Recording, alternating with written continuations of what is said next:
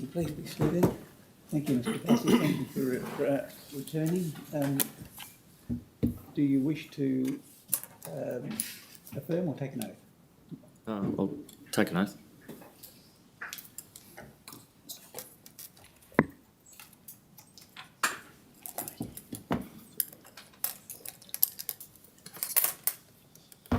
I, Lonnie Bossy, sincerely declare and affirm that the evidence that I give to this commission shall be the truth, the whole truth, and nothing but the truth. Thank you very much, Mr. Bossy. Please be seated. Thank you, Mr. Shaw. My pleasure, Commissioners. Two things. Could I first of all ask for Mr. Bossy's amended witness statement of the 30th of July? Thank you very much.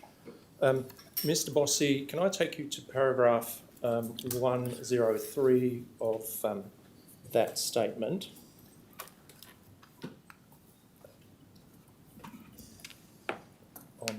On 026, there we are.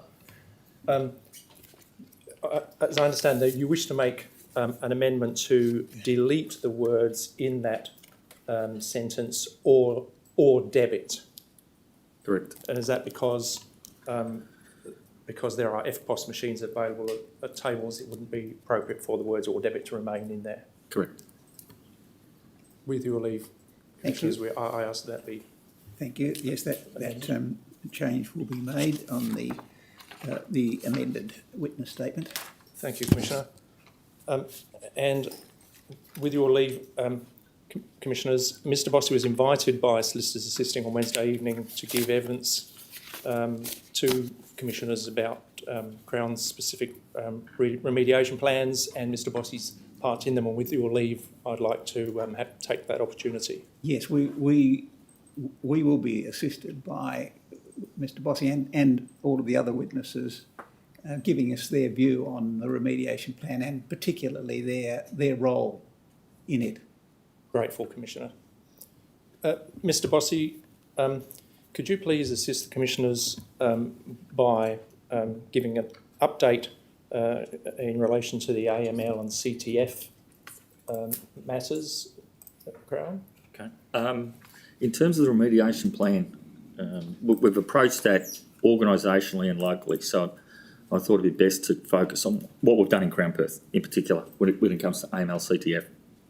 We've increased substantial resourcing locally, so we now have 5 dedicated resources that have come from areas of law enforcement, as well as we have seconded people from the operation so that we get better engagement across the operation and the AML skills, supported by some very strong skills centrally, starting with the recruitment of Mr. Stephen Blackburn out of the banking sector. He's been instrumental in setting up frameworks within which we can work that are far stronger than we've had previously.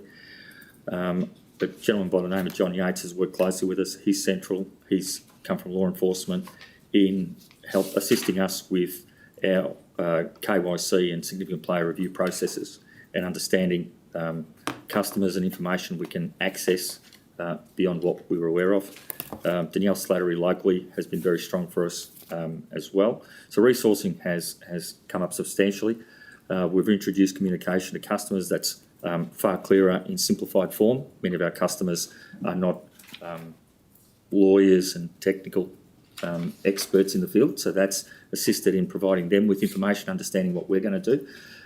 We've undertaken incremental information on our customers from a Know Your Customer perspective across our Pearl Room membership base.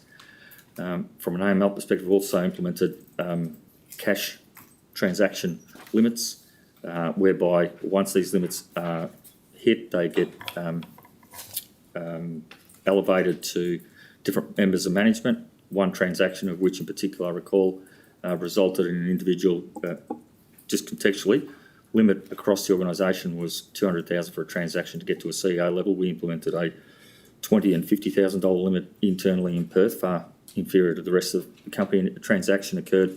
The individual who we identified was then has been investigated and since been convicted, and he will be serving time. There has also been a trial of a $5,000 limit on a table where customers have to produce ID. So they're all factors that we've implemented that have certainly been tightened up the process and given us a better sense of information in the AML CTF space. We also have done some work in the RG space. As we discussed last time I was here, play limits or player period limits have been reduced. We rolled out the 12-hour period a few weeks ago. And to support that framework, we've increased our resourcing in RG from 13 staff to 16 staff, plus we've added a response team specifically dedicated to play periods across the gaming floor, which is a further 12 staff, so that brings the total to 28. And we're currently looking at expanding that by another 10. And so we're in that process. The engagement with customers is happening at 3.5 hours, 6, 8, 10 and 12. So we're operationalising it. We're going to keep evolving that process to make sure we get it working as effectively as it can. We've also done a little bit of a fair bit of analysis in terms of play periods and understanding what those are and the details thereof. The work with between the RG team and the analytical team has increased. I intimated that last time, but it's increased further. From an RG perspective, we've also undertaking RG manager training, which is face-to-face training led by our senior RG people, the operations manager primarily, with assistance from the general manager of responsible gaming. So again, heightened our awareness, and a number of pieces of communication have also gone out. In terms of culture, we've looked at it on a number of levels, but a key area has been at a senior leadership level, both corporately, with the leadership team across the country, as well as the leadership team in Perth. We've had a number of meetings about that, had a number of discussions, which I've led, to ensure that we're dealing with the findings that have come out of the research that we've seen, but also in updating our values, evolving them in essence, to ensure that we have further focus on that within the team on the ground. Thank you, Mr. Bossy. In relation to AML, can you tell us a little bit about resourcing of AML and perhaps a little bit about training? Okay, so AML training, again, has taken a number of levels. Face-to-face training at the manager level and key gaming areas. We've had, I think it's about 600 or 700 direct staff that have been trained in the face-to-face training element. We've had online training, but that's been in place for a little bit longer. Also some training at board level. And from my perspective, my engagement with those leadership teams has been frequent. I speak with Danielle Slattery, for argument's sake, who's our lead in AML in Perth, 2 to 3 times a week. And that is all manner of elements, from the rollout of the Sentinel real-time tracking system to the take-up of our portals and how our staff are utilising those, which digitise a lot of the AML processes, engaging with, as I said earlier, John Yates, in terms of understanding, not only building the PDA tool that we use to assess people from a significant player respect, so the risks they provide, but also understanding the content of that and the way we go about it, to understand the risk of a player and all the factors that go through that. So there's a lot of engagement in that space. Obviously with the legal team on multiple times a day. I'm fortunate those teams are about 30 metres from my office. So I walk over there and have a chat to them, and work through the systems with them, face to face, not just emails and texts, which seems to be the common way of communicating nowadays. Gets me a real understanding of what they go through and the way they're communicating with our operational teams. So one of the key elements of bringing in one of our middle managers from tables in that team is to actually get the AML team to understand what the operational team face and how they can better engage both areas in terms of how we deliver the AML framework. One of the key elements I found out just Wednesday night when I was at Employee of the Year, and a lot of the table team are really engaged with that team member and now really understand the frameworks that we're putting behind them. They don't feel isolated. They are actually see that the team we've got sitting in AML, sitting in RG actually work together with them and provide them a level of support, which is exactly what a second line of defence team should be doing, as distinct from a first line of defence solely. And that's highlighted a fact for us that we probably need to spend a little more time in communicating those frameworks and getting the teams to understand the depth and capability we now have within our teams in those frameworks. Again, in respect of AML, you've talked about transaction limits. What about dealing with third-party transfers? Third-party transfers ceased some time ago. We had some policy changes there.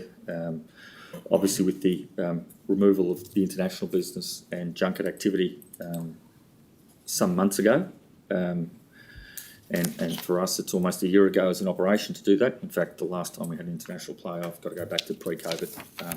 But the removal of third-party transactions obviously is part of that process to constrain possible avenues where AML may be occurring or ML may be occurring. Thank you, Mr. Bossy. In respect of the remediation plan in general,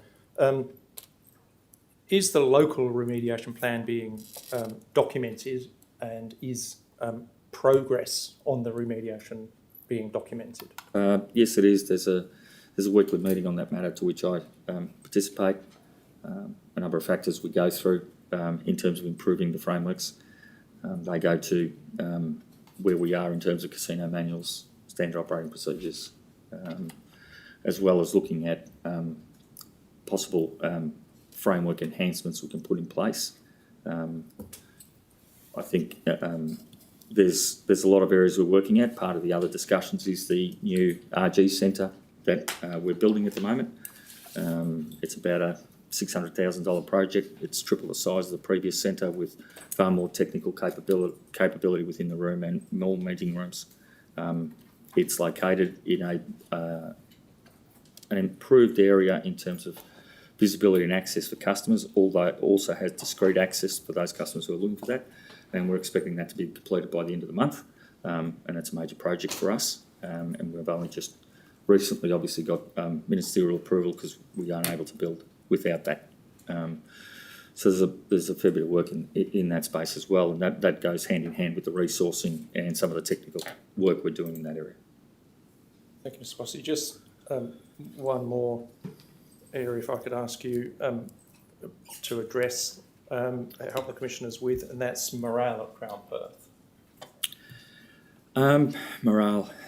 The team is holding up remarkably well considering what we're going through organisationally, media-wise.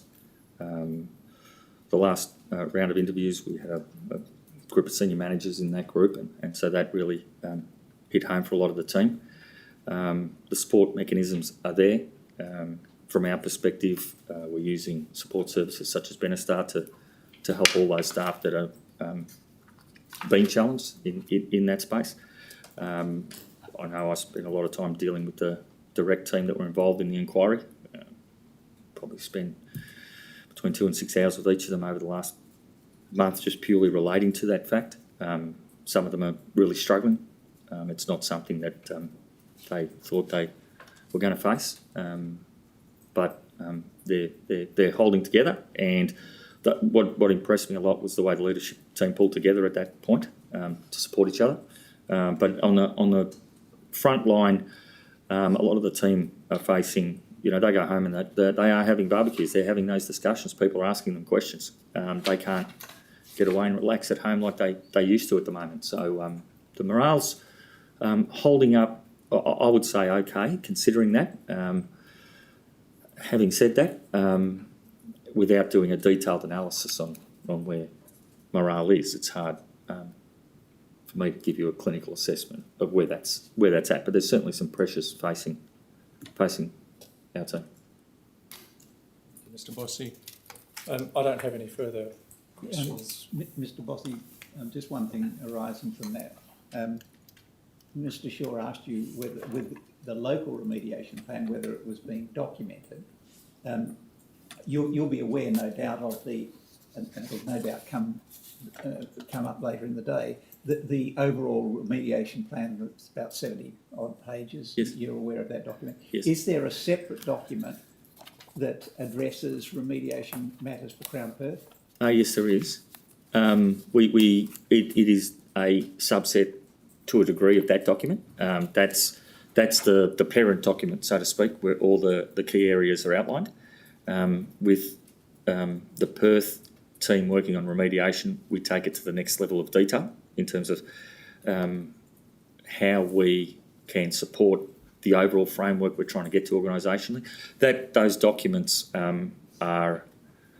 they don't tell the story of how much work there really is to get these frameworks up and running. This is hundreds and hundreds of people across both sides of the country doing a lot of different projects to get to that point. A line that says we've rolled out Sentinel doesn't go to the detail of the IT team working with the operational team, working with HR to train the teams on this matter.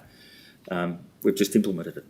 So for us, a lot of the Perth documentation, it is a separate document, goes into a little more detail with the operational teams on how we are supporting that, and in some elements how we may broaden that at a local level so we cover the ground we need to. And you mentioned the Casino Operations Manual and the Standard Operating Procedures. Yep. Are changes being made to those documents as you go, or are you approaching it as a sort of a catalogue of changes that will have to be made? As we go.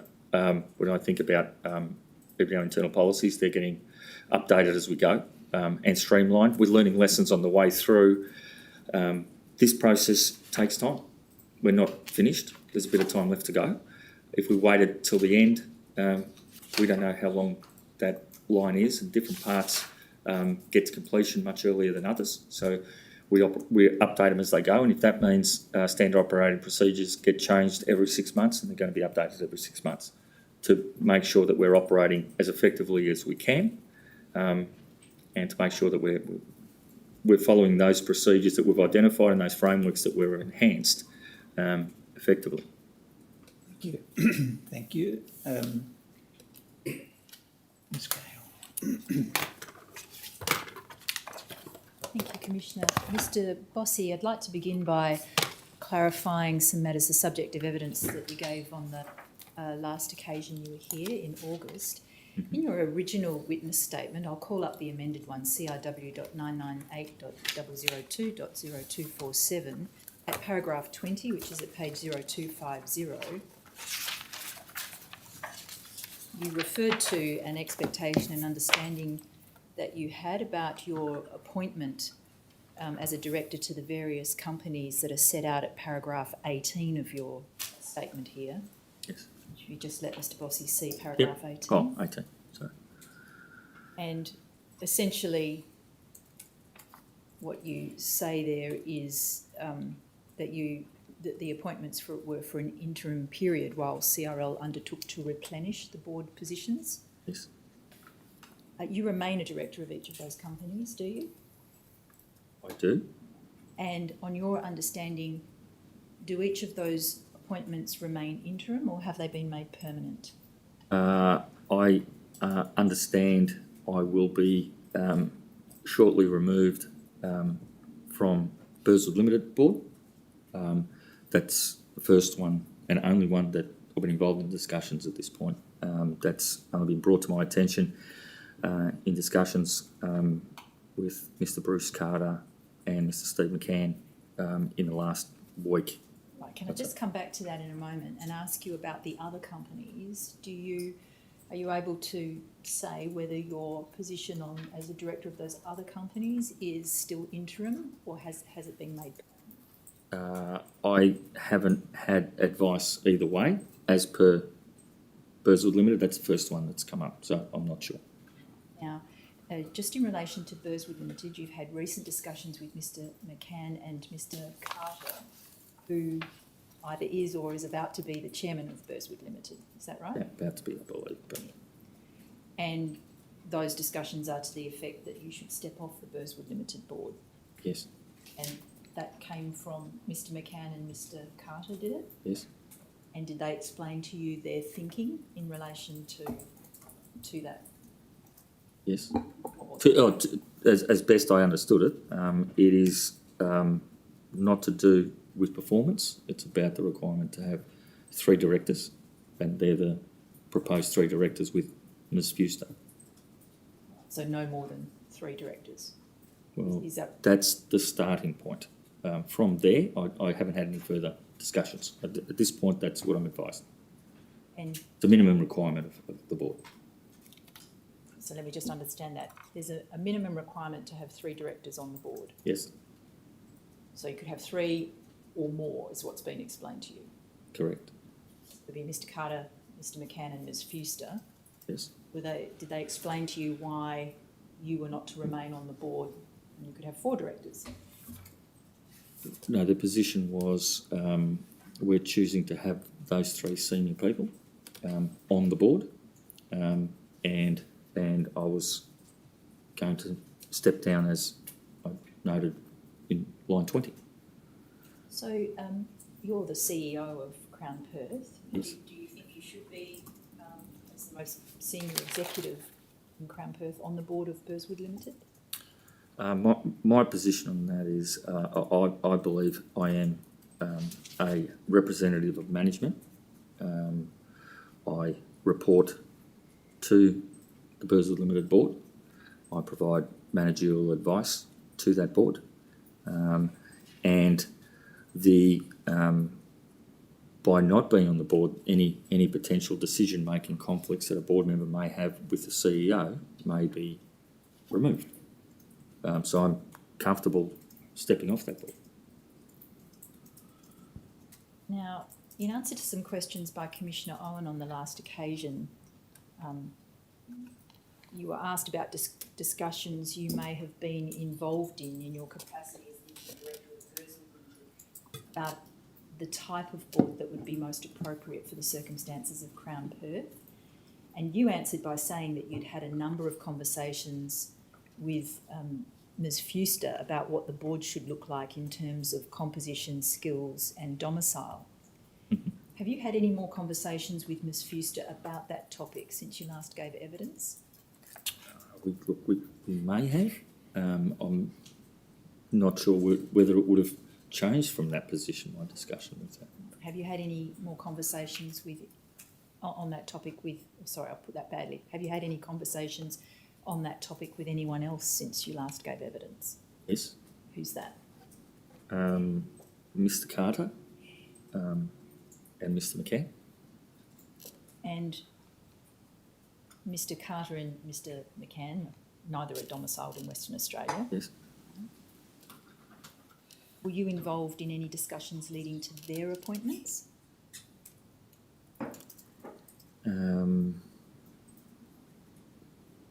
I can't, to be honest, I can't recall.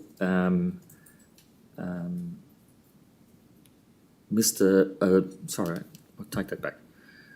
There was a discussion prior to Mr Carter's appointment with respect to what I thought about that as an appointment, and I thought Mr Carter brought very strong risk and resort skills, having been on the board of Sky City previously, so would have some understanding of the operation, the challenges of an operation, the scale of ours may have. So I recall that conversation. I believe it was Mr Nigel Morrison, one of our other board members. Crown Resorts board members, I should say. So you supported the appointment of Mr Carter. Yes, I thought he brought very strong skills for us. Did you have any decision-making role in relation to these new appointments to Burswood Limited Board? I believe we ultimately approved it in a board meeting we had. And just coming back to the discussions that you had with Mr Carter and Mr McCann about the topic of composition, skills and domicile of board members, can you relate that to me, please? Can you repeat that? You said a little while ago that you had conversations with Mr McCann and Mr Carter about this topic of what the board should look like in terms of composition, skills and domicile. Yes. Tell me about those conversations. My view was that skills around legal and risk are, I'd like to have those, obviously financial skills. Skills in board members with respect to major resorts would be handy, or operations, similar kind of operations which have large staff bases and multiple responsibilities. In terms of domicility, my position was to have additional West Australian representation. That was something that you said on the last occasion you were here, that you and Ms Fuster had both discussed that you'd like some more Western Australian representation. Yes. How did Mr Carter and Mr McCann respond to that?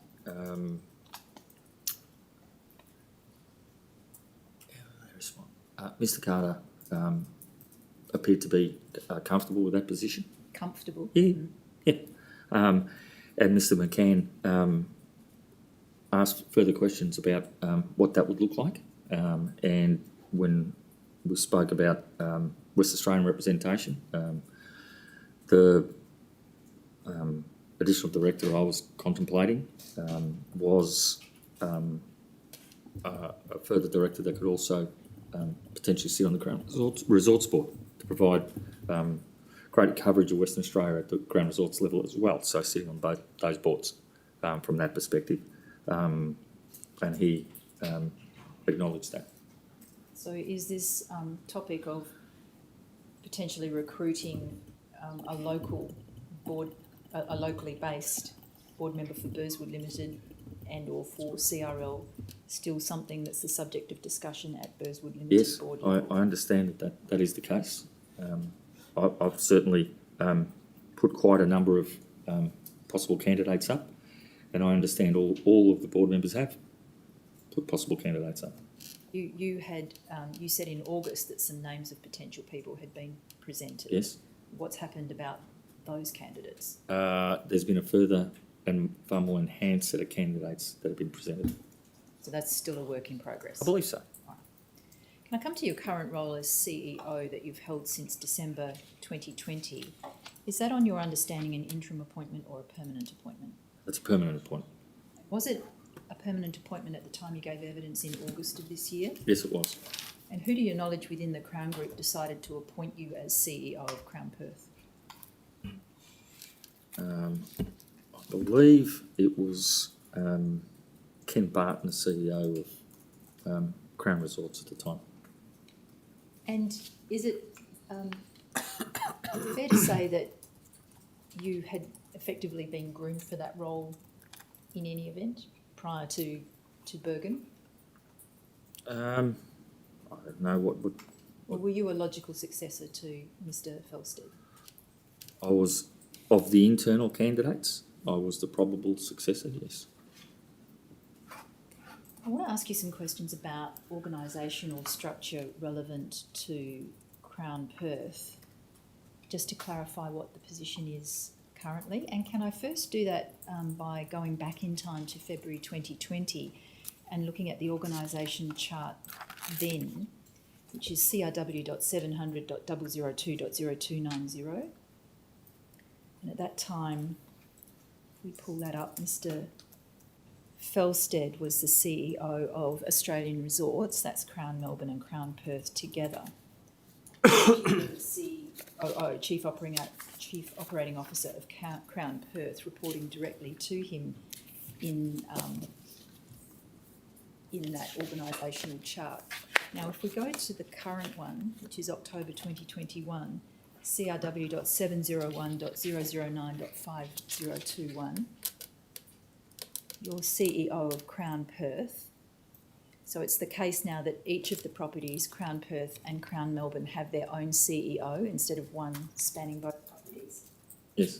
And there's a CEO for Crown Sydney as well. Is that right? Well, I believe Sydney and Melbourne are in the process of recruitment, but the role is there.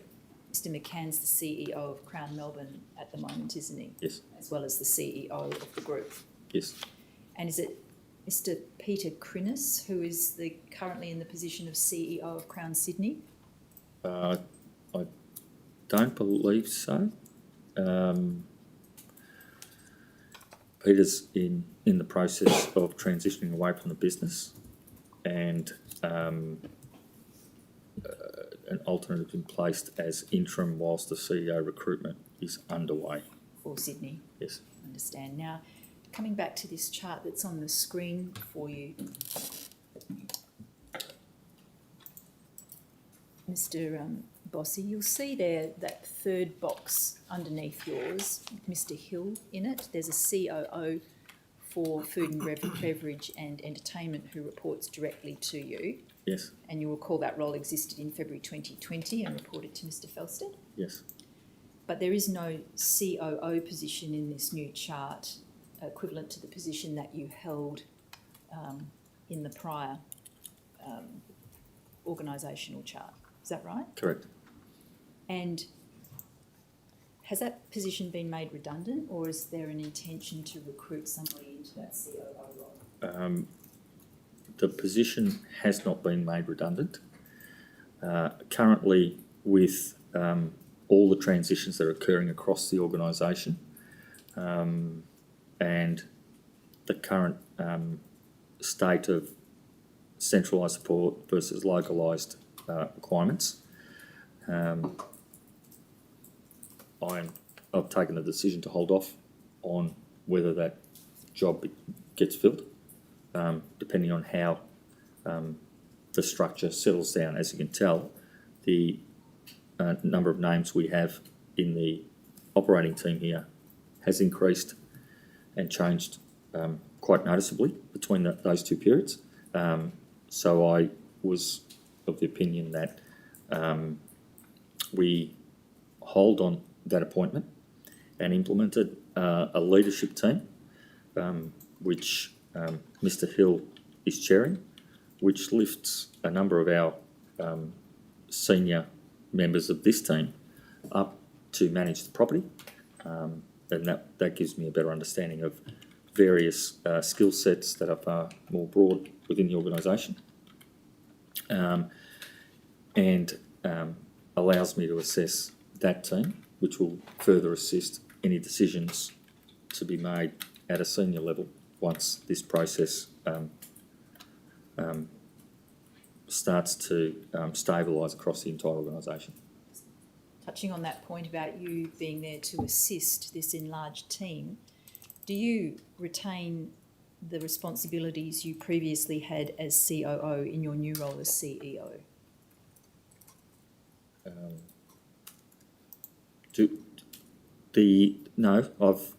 Some of the responsibilities of that role have been delegated to Mr Blake and Ms Cairns in their elevated titles and elevated responsibilities. Do you mind if I just pause? I don't want you to lose the thread of what you were going to say, but you used that word delegated, and I just wanted to clarify what you're saying there. Do you mean the responsibilities are still yours, but you've delegated them to somebody else, or the responsibilities have been transferred to someone else? During the course of the process of the Royal Commission, they've been delegated across as a starting point when we began this process months and months ago. They will be transferred as we settle down. Now, I hope you haven't lost the thread of what you were about to say, but you were explaining that those... I have, actually.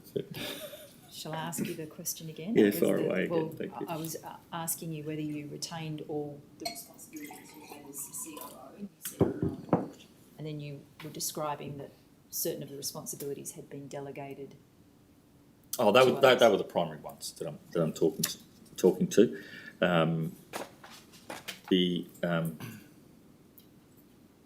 The support work required of some of the other teams have changed, but that's not through course of. Right. We might come back to that role, your old role, and to what extent it continues for you as CEO in a moment. But can I just have you look back again at this October chart, please?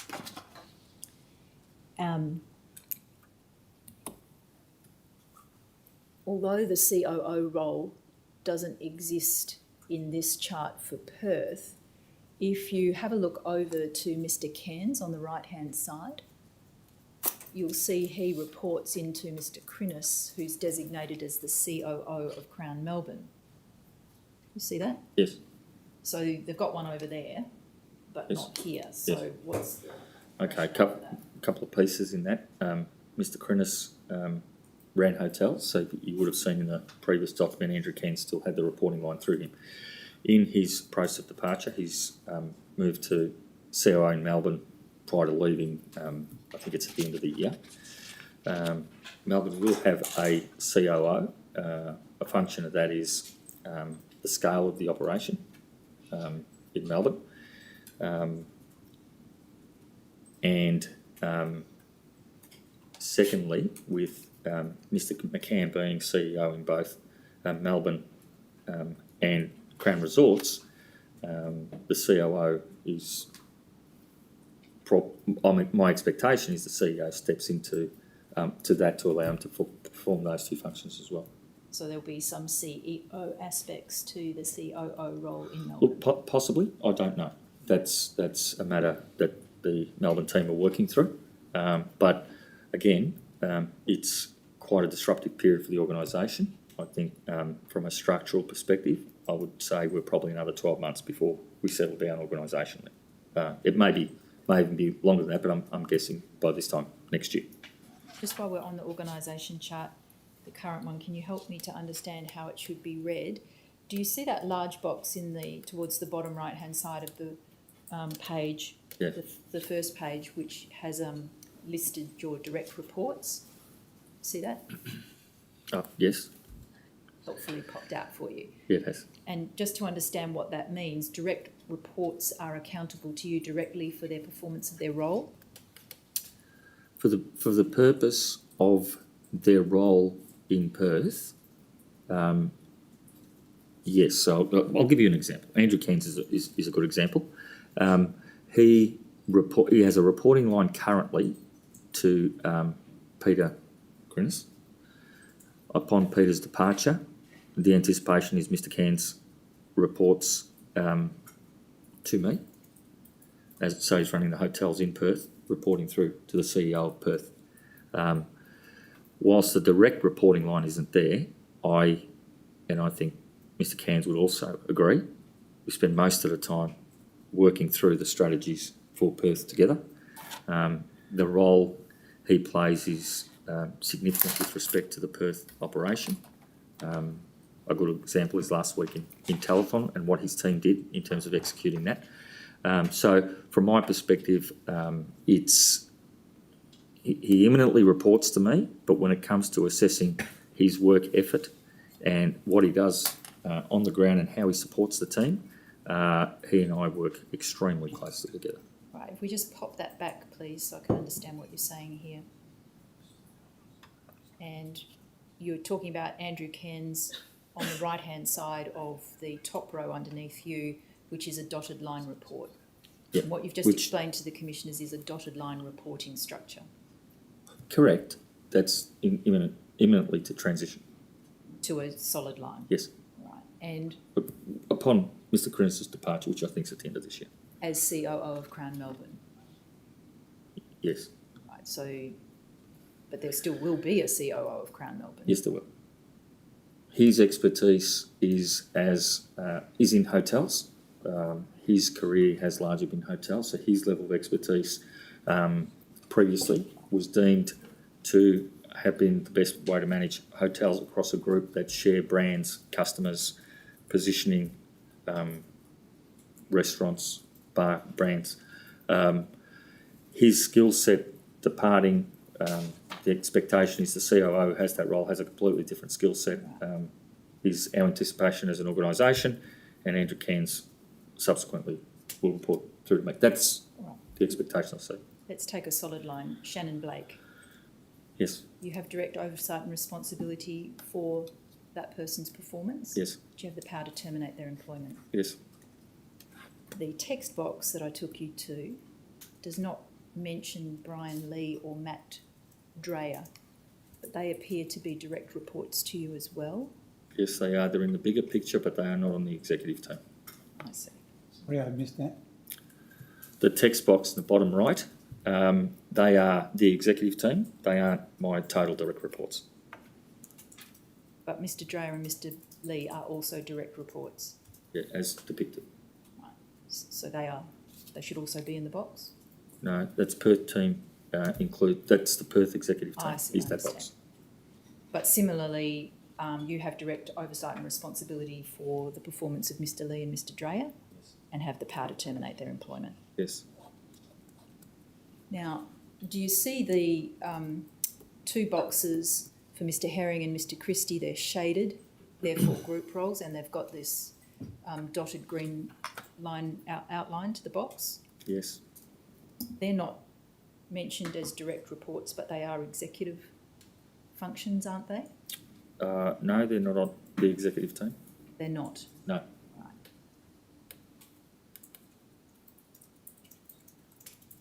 And just going back to Mr. Dreyer, can you tell me what design and construction strategy and development is about? The example of the Responsible Gaming Centre, he's responsible for approvals, developing designs, engaging contractors and building the facility. Last time I was here, I touched on the Pearl Room from a non-smoking and perspective, and that project. He's the construction guy. Right, thank His you. predecessor would have built Crown Towers. Now, on this front page, if it's a pink box, it's a group role, and a white box is a Crown Perth role. Is that Yes. right? And If I exclusively can so? understand the confusion here, there's lots going on. Yes. And the exclusively Crown Perth roles, the white boxes, are those people employed by Burswood Resort Management Limited? Just going through the list. I believe so. Don't see anyone that shouldn't be. What about you? Yes. All right, now if we go over to the next page, 502. Just before you do, you mentioned earlier Mr. John Yates. If he were on this chart, which line would he be in? He may well appear on the other side of this table. There's two sides to this. Go there directly, 5022, and have a look for him. Is there anything Fingers else on this crossed, Mr. Bossy, let's have a look.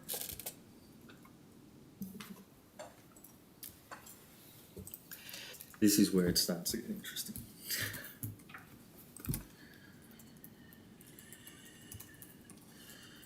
So it doesn't look like he is there on a quick look, but no doubt someone will point it out to us if we're wrong, or I'm Believe so. wrong.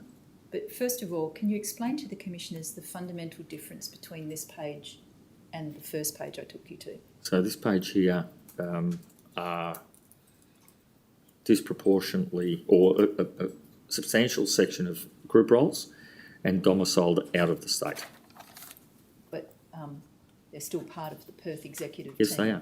they are. From our perspective, the Perth executive team needs to have the senior people with the right skill sets to operate the business. Our Chief Risk Officer, for example, Anne Seegers, is on, reports through to Mr McCann, is on the, reports into the Resorts Risk Committee.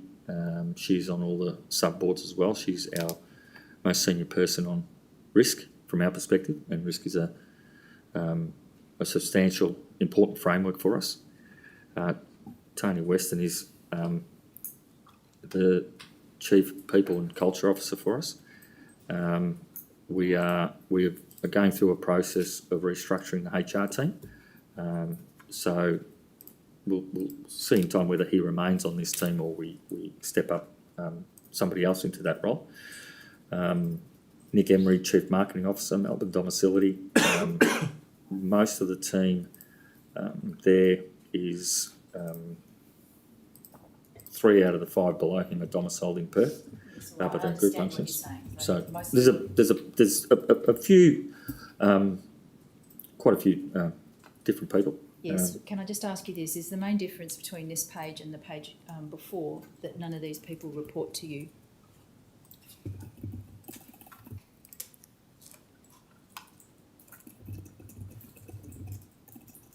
Yes, I believe so. Now, can I ask you about the red and green outlining in the shaded boxes? We still observe the white, unshaded box is a locally based role and a pink shaded box is a group role based outside of Perth, is that right? Yes.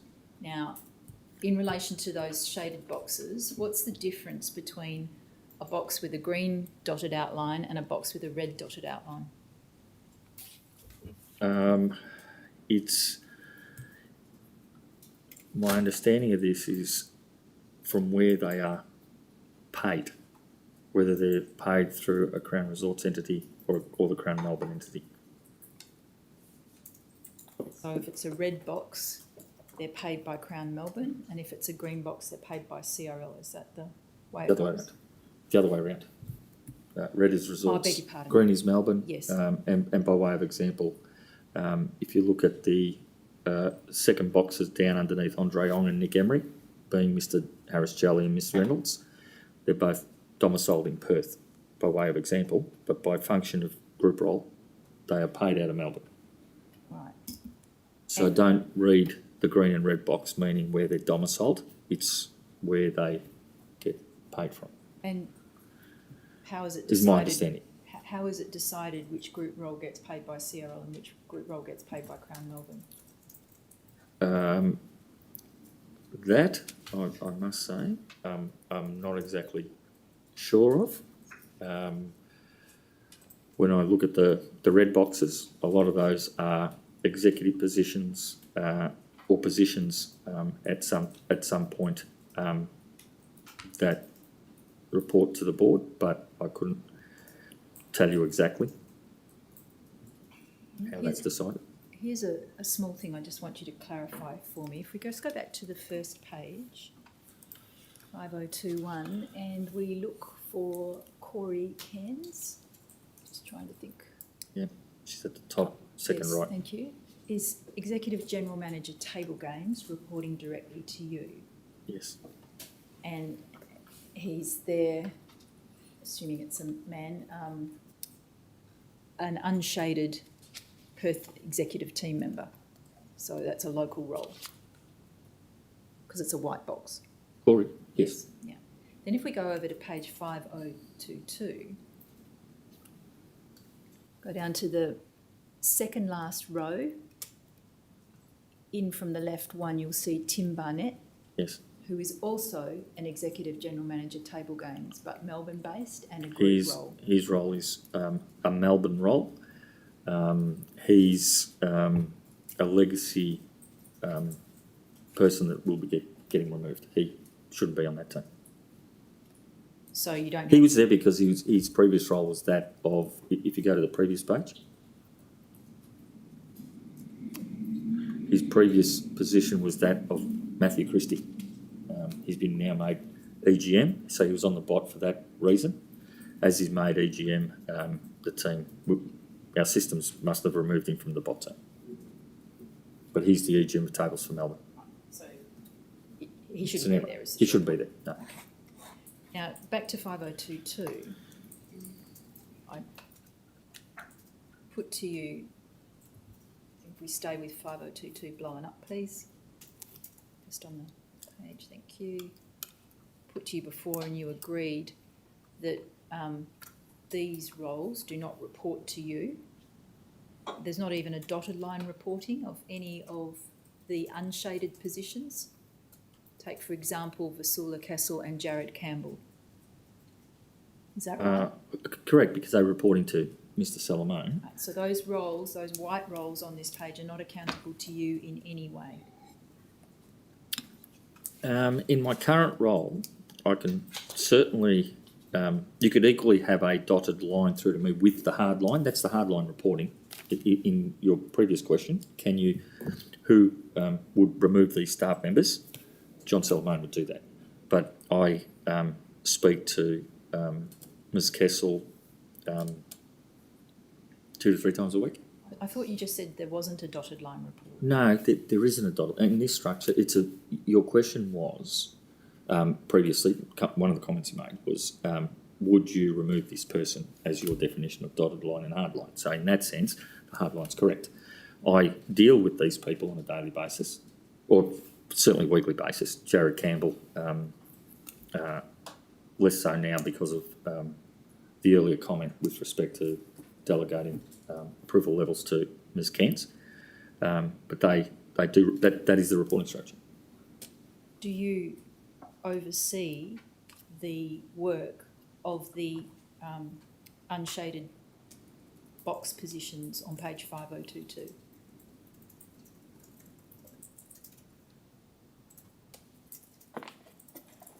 What's your definition of oversee?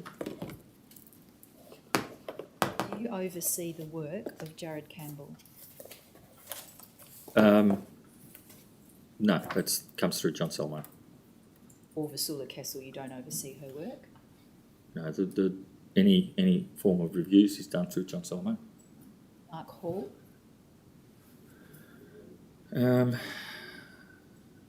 Mark Hall reports into the compliance team of Steve Blackburn.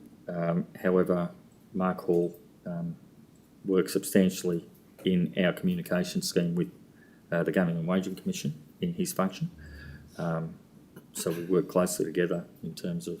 Do you oversee his work to make sure he's performing it properly? Yes, I do. And you manage his performance? Performance will be managed centrally. I will have input into his performance. I see. So not in relation to Vasula Kessel and Jared Campbell, but yes in relation to Mark Hall? In the world, or if it's quite a variety of interpretations we have on this. Will John Salomone speak to me about Vasula and Jared and how they are going and how they are working? Yes, he will.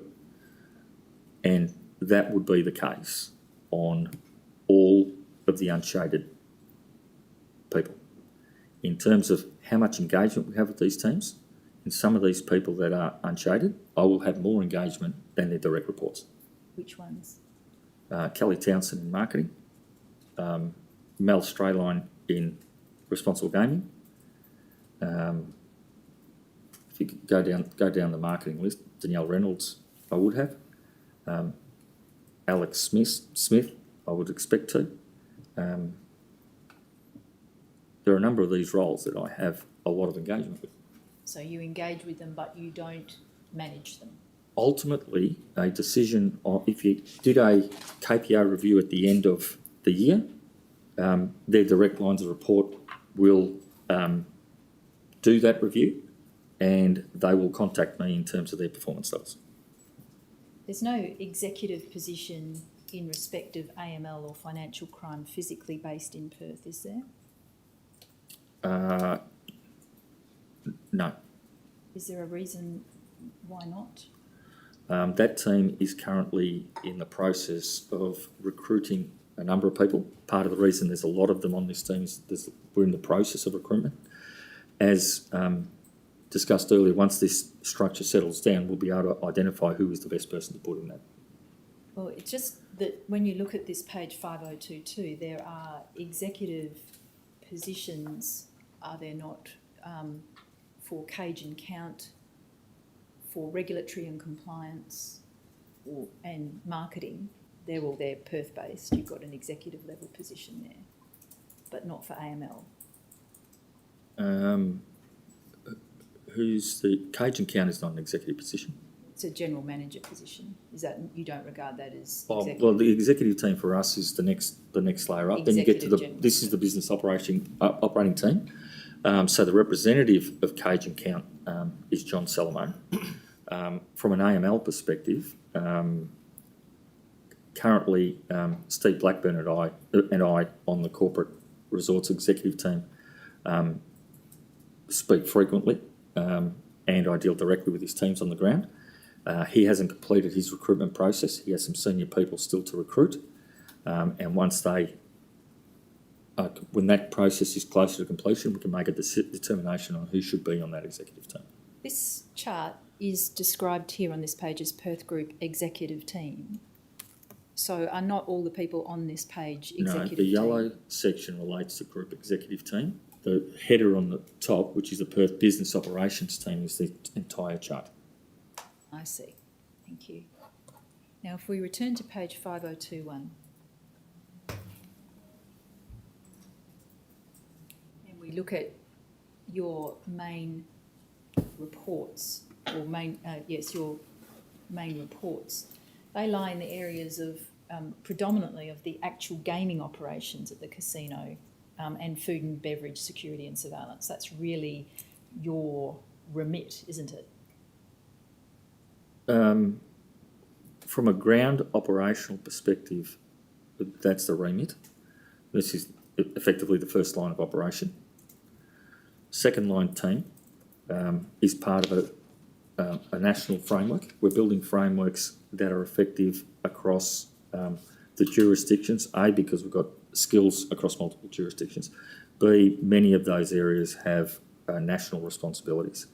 But that does not minimise the level of interaction they have with these people. Yes, so I'll ask you some questions so you can elaborate that, so you have the opportunity to elaborate that so the commissioners can understand how it works. Just in terms of your executive function as CEO, that executive function is focused primarily at Crown Perth on the actual gaming operations, the table games, the electronic games, the food and beverage that's supplied, the security and surveillance that operates around that. And right? every other area.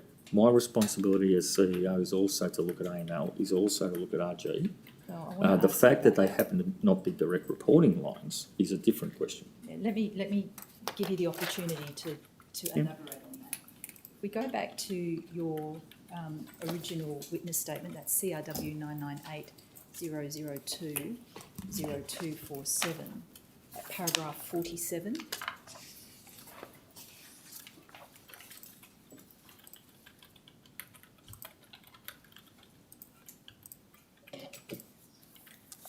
You describe the operations of Crown Perth, and that's essentially what I was endeavouring to put to you a moment ago, that the executive function as CEO focuses on those operations, but you also sit on a number of committees, don't you, as well? Yes? And you've set those out at paragraph 23.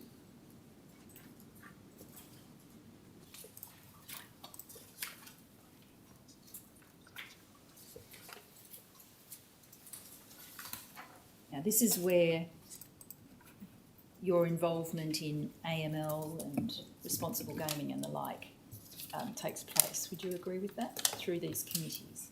Part of, yes. Now, let's go through this in order. If we take responsible gaming and the Responsible Gaming Management Committee for Crown Perth as an example, responsible gaming as an area of operation, if you will, for Crown is primarily operated at group level, isn't it? I'm not sure. It's operated at group level. Mr. Blackburn has a group role in... He does, but Ms. Strayline, who works on the ground here, spends her time purely on Crown Perth. But she reports not directly to you, but through a group role, ultimately up to Mr. Blackburn. She does report there, yes. She doesn't report directly to you. It doesn't mean there's no engagement at that I'm level. not suggesting that, Mr. Bossy. So what I'm putting to you is responsible gaming is essentially operated and managed out of the group, a group position. We probably have different definitions of operated. Well, this Responsible Gaming Management Committee in Crown Perth still operates, doesn't it? Yes. And it has the primary function of monitoring and reviewing gaming at Perth Casino to ensure that Crown Perth provides a safe and responsible gaming environment and drives harm minimisation. Yes. That's its charter, in effect, isn't it? Yes. Yeah. And you're required to be a member of that committee in your role as CEO. Yes. But it's in your capacity as a member of that committee rather than in your capacity as CEO that you exercise some oversight of responsible service of gaming at Crown Perth. Is that right? Yes. Some of the oversight. Yes. And how does that oversight function that you have as part of that committee intersect with the oversight function and responsibilities of the Group General Manager of Responsible Gaming, that group role? How do they intersect? We don't have a group general manager anymore. In Melbourne, Correct. there's somebody in Melbourne that's responsible for responsible gaming, isn't there? Currently, I think it's Steve Blackburn. And that's who Ms Strelein reports to. Yes. And how does the committee here in Crown Perth, how does their role intersect with the work that Ms Strelein is doing reporting through to Melbourne? Where we work together in terms of the frameworks we roll out, developing those. The way we'll do analytics, the models that we operate in terms of our predictive modelling. But many of those relate back to the Perth operation. They're not necessarily identical to what occurs in Melbourne. So is there a clear division of responsibility between what the committee here in Perth is doing and what the group role is doing? Well, the team here in Perth are responsible for executing our responsible gaming strategy. Is there a clear division between the work done at group level and the work done at Perth level? Or do they overlap? Oh, there's overlap, yes. And is there a demarcation where, to the extent that there might be an extent of overlap, but there's some things that definitely Perth does and something that is exclusively a group role? There are differences between the respective jurisdictions. In a ideal world, the framework is similar. However, it's not necessarily able to be done at all times. And is the demarcation between the committee and the group roles, is that set out in writing anywhere? I'm not sure. The membership of the local committee includes both local Crown Perth positions and group positions, doesn't it? Yes. If we have a look at the charter, CRW.700.010.0182, at the top of 0184,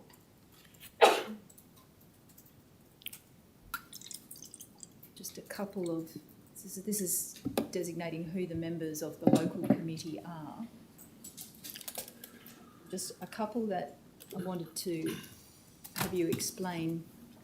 The General Manager of Gaming Machines and Commercial Strategy, who is that? Mr. Blake, who's now the EGM, this is an older charter, hasn't been updated with positions, new position titles. So is there a later version of this, or it just hasn't been updated yet? I need to have a look at the date. I'm not sure. See if we can find that from the first page.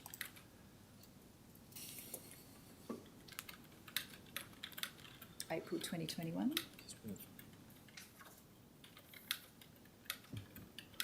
I may not have been updated since then. May not have been. We go back to 0184. There've been a number of changes. So the General Manager, Regulatory and Corporate Projects, is that a still existing role?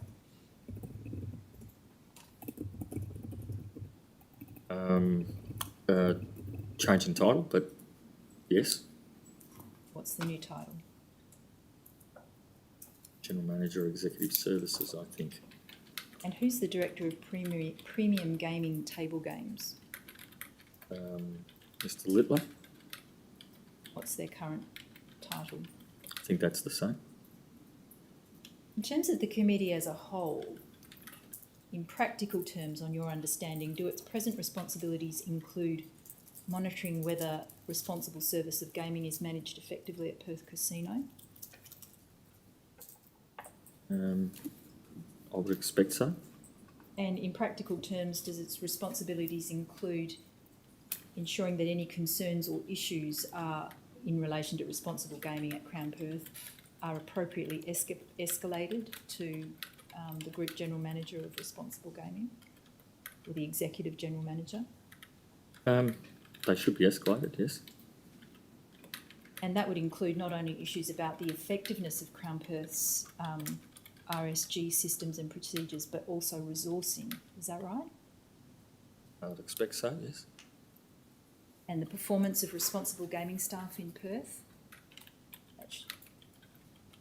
That will come through the General Manager of Responsible Gaming. And the hire and fire of responsible gaming staff in Perth goes through Ms Strelin and up through the group role. Is that right? Yes. And how have you gained that understanding of how the structure works as between the committee and the group role in practical terms? Over time, the committee has been in operation for quite some time. Would it be fair to say that in terms of the members of the committee who are based in Perth, you understand that effectively the local members, including you, are intended to be the eyes and ears on the ground to see whether, in practice, the RSG system is effective? They'll be the eyes and ears, supported by some of the technological enhancements and work they do centrally. As the CEO member of the committee, do you see yourself as having a particular role to be the eyes and ears on the ground in Perth to monitor the effectiveness of the RSG system in practice? Yes. And I've used responsible service of gaming as an example, but this concept of you sitting on a committee in your capacity as CEO to be the eyes and ears on the ground in Perth to escalate issues appropriately to the relevant group role, that applies equally to the management of AML risk, doesn't it? Yes, although in this committee you've got the Group Chief Compliance and Financial Crime Officer sitting on the committee, so he's sitting alongside me. Yeah, but just coming back to that idea of you've got group members from Yes. the group sitting on the committee, Yes. but in terms of being the people on the ground who are actually seeing what's happening on a day-to-day basis, reliance is placed on the local members of the committee to be those eyes and ears and to escalate issues to the committee or further up the group line if they are of concern. You'd agree with that? Yes, the majority of members on this committee are local. Now, just asking you a couple of things that came out of your evidence in chief that you gave at the beginning of the day about RSG and then to an extent AML. You were talking about, in particular in relation to RSG, the player limits that have been modified. You gave some evidence about that on the last occasion, you recall, the 12 Yes. hours with the interventions at different Yes. stages along the way to the 12 hours. That was actually, that 12-hour player limit was something that was actually introduced and approved at CRL board level, wasn't it? Yes. And then, although you were involved in suggesting that as a proposal, it actually was implemented via a CRL board approval. Yes. Do you agree? And Commissioner Owen, I think it was, asked you some questions about standard operating procedures in relation to AML, I think in particular, and asking you whether standard operating procedures were being modified as you went along, or were you waiting for them to be done in a batch at the end, I think is my words. Well, where we can't keep pace, we'll pick it up at the end, but you know, our endeavour is to update them as we go. So a couple of questions coming out of that. When you amend an SOP, Standard Operating Procedure, as you go along, do you need to do that through a group line of reporting and get approval from somebody in a group position to do that? Depends on which SOP you're talking about. AML? AML, we will have, that'll be drafted through a number of people because of different levels of expertise. Part of those people involved in the drafting are centralised. Can you implement an SOP without getting it approved by somebody from a group position? I can, but I'm going to engage with the expert in the field in order to do that. But to be specific, in relation to an SOP that concerns the mitigation of money laundering risk, you can make a change to an SOP without reference to or approval from somebody in a group role dealing with AML. In that example of money laundering, I would absolutely engage the best experts we've got internally, which includes Mr. Blackburn. He's got to get a level of comfort with it. He has to get a level of comfort with it? Yes. By which you mean you wouldn't be prepared to amend an SOP without his imprimatur?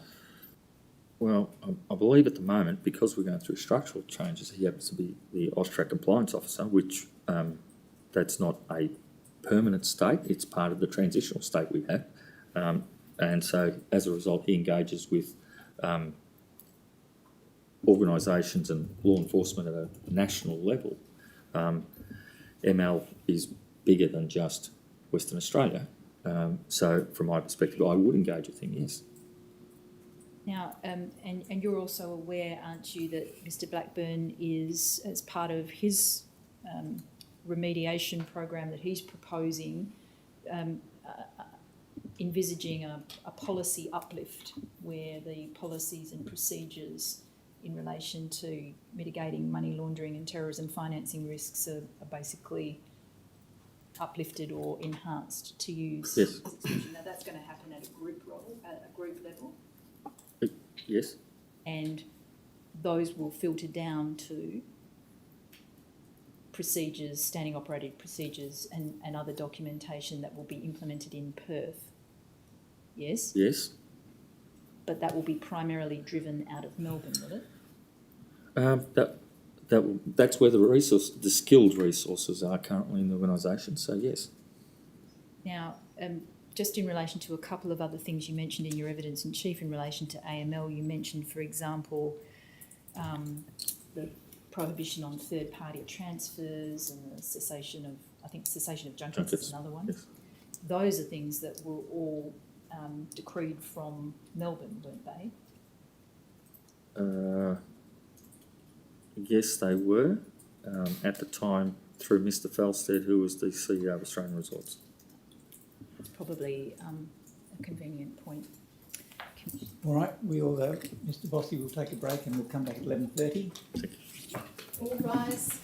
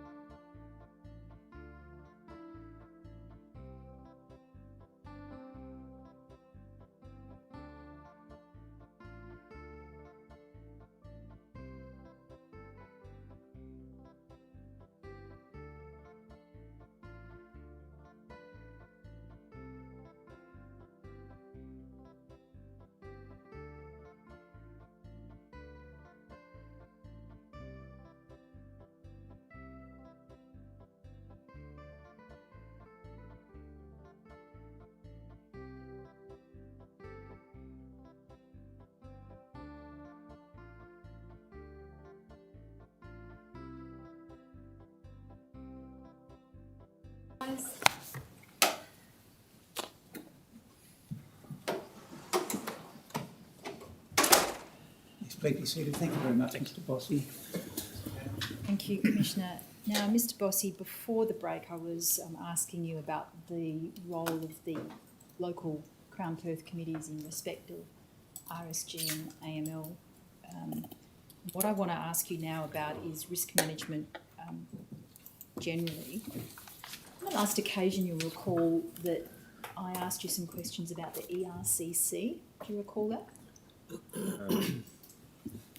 Yes. Oh, you probably Probably did. ERCC, but maybe not Yep. the questions. All right, so if we go to your primary witness statement, which is CRW.998.0247 at 0258, paragraph 65, and you gave this evidence in chief about between 65 and 69 about what the ERCC is and the role to provide risk and compliance oversight for Crown Perth.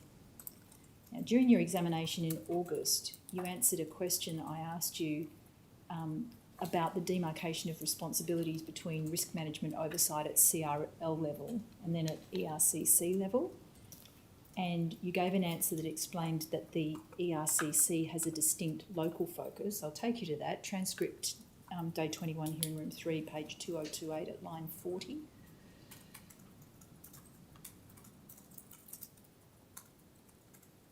No, that's the wrong one. Sorry. It's an earlier reference. Let me just see if I can pick that up. It's like maybe line 2626. Page 2626.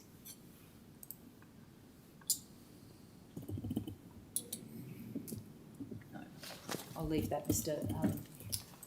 Bossy. But what you were describing in your evidence was the way in which the ERCC was, the Crown Group was transitioning to a more robust national framework from one that had been disproportionately Perth-based, and that the focus was moving away from a framework that was purely Crown Perth. Do you recall that evidence? I sort of do. My context would have been a lot of the frameworks commenced in Perth in the first instance and then got pushed out to the rest of the organisation, potentially.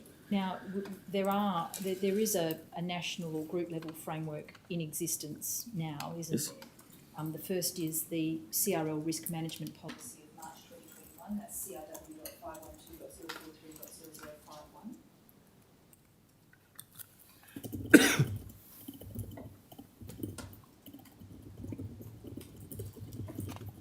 And you're familiar with that document? Yes. And the CRL Risk Management Strategy of April 2021, CRW.512.041.0055.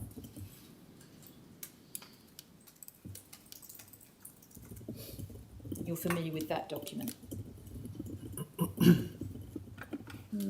believe so. Now, I have to look at the inside of them as a simple strategy and policy, but that's fine. yeah. Now, there are other documents that constitute the group framework for risk management, but these are the two primary documents. Is that right?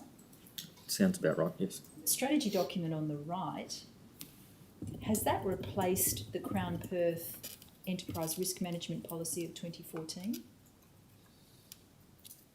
The right or the left? The right one. Um, Do you want me to show you that 2014 Yes, if you don't document? mind, yes. CRW.512.026.0007.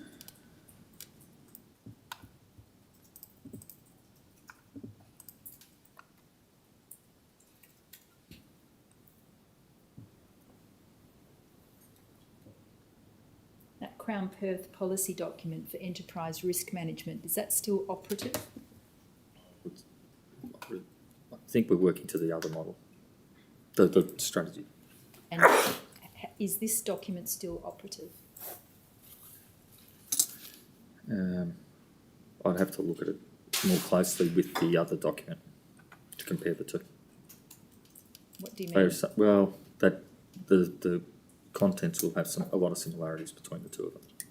We have moved to the larger document, which is the other document that you had, but I'd have to look at the differences to see where it sits.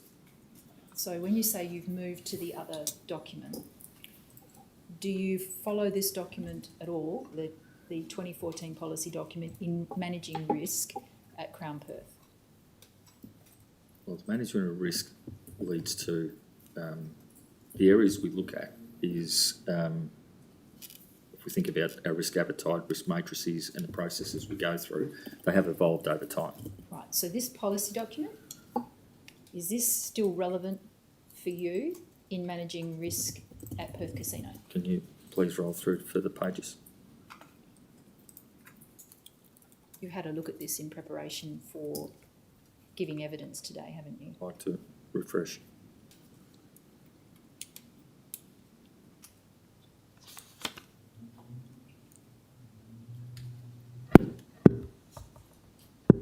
Can we keep moving the page?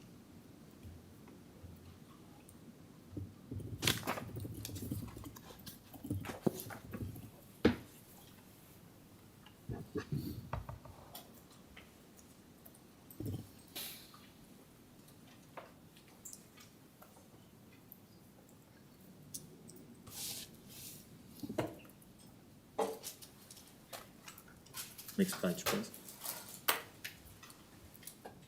Can you go back a page?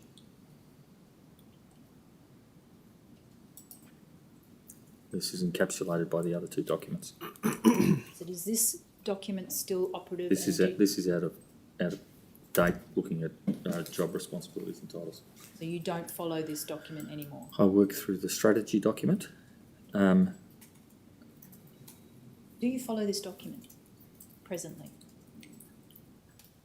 I work consistently with this document, yes. So you do follow it? Or only to the extent that what the contents of that is comprised within the CRL risk management strategy dated April 2021 or the CRL risk management policy dated March 2021? Those two documents are broader than this document here.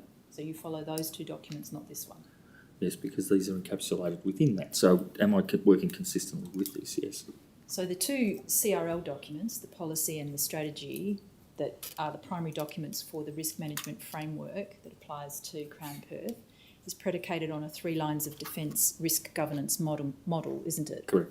You can see that in the strategy document, CRW.512.041.0055 at page 0061.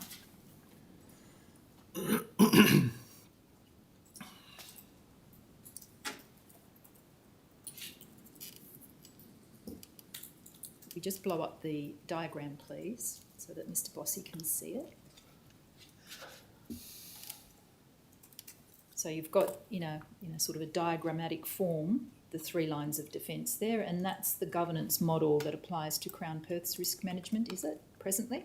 Yes.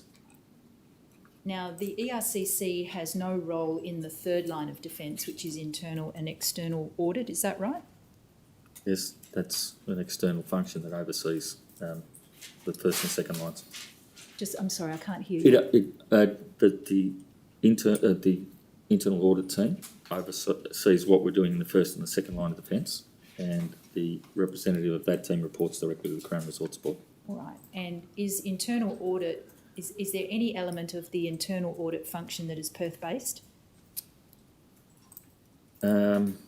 We have teams on the ground that function to undertake the audits that are required as part of our audit plans each year. Are they Perth-based? Or do they just come in and do the audits and then go back to where they came from? In a non-pandemic context. The responsibility is central. I believe we've got local people because people from the East Coast haven't been able to get into the state. We're running audits at the moment, so I presume we've got people on the ground. Well, do you know? Yeah, we have people working in the audits. Do I know specifically? I'm not sure at the moment. Do you know who they are? Can you name them? Maria was working within that team. Maria? Yeah. Pansani. I beg your I pardon? think it's Pansani, it's her surname. She was working with the audit team. However, I think she's recently moved to risk, so we've got this separation that's occurring at that level. So how many people are in internal audit based in Perth? I don't know. And do you know at what level, whether they're managerial level or executive level or lower? And my dialogue on internal audit is with Ms Jessica Rotner, who's the Group General Manager of Audit. Did you say your dialogue? Well, I discussed with Jessica Rottner, who's the Group General Manager. She's East Coast based, so we have conversations by phone and WebEx. Part of the challenge is how we manage in the current environment. And we are going through internal audit processes and currently, and that's who I speak with. But you don't know who's doing those internal audits? I haven't asked her the detail of who's doing the audit, so she gives me updates and we go through the projects. That's... But just to be clear, are there people in Perth who are based permanently there who have an internal audit function? We have... What I can talk to is where we're heading. We're currently... Our teams in these second and third line of defence are currently being recruited. Whether they've physically started or not, we will have people on the ground. At the current stage of recruitment, I'm not keeping up to speed with all of those because there's a lot of people currently being recruited across the organisation. So it's in a state of flux, and you don't know specifically what... Specifically now, yes. Specifically now, yes, what? There are people, Perth-based... We're in the process of recruitment. Sorry, Yes. just get the question out. Yep. As we're sitting here today, are there people based in Perth who perform an internal audit function? I am not sure at what stage of recruitment we are, therefore I'm not sure.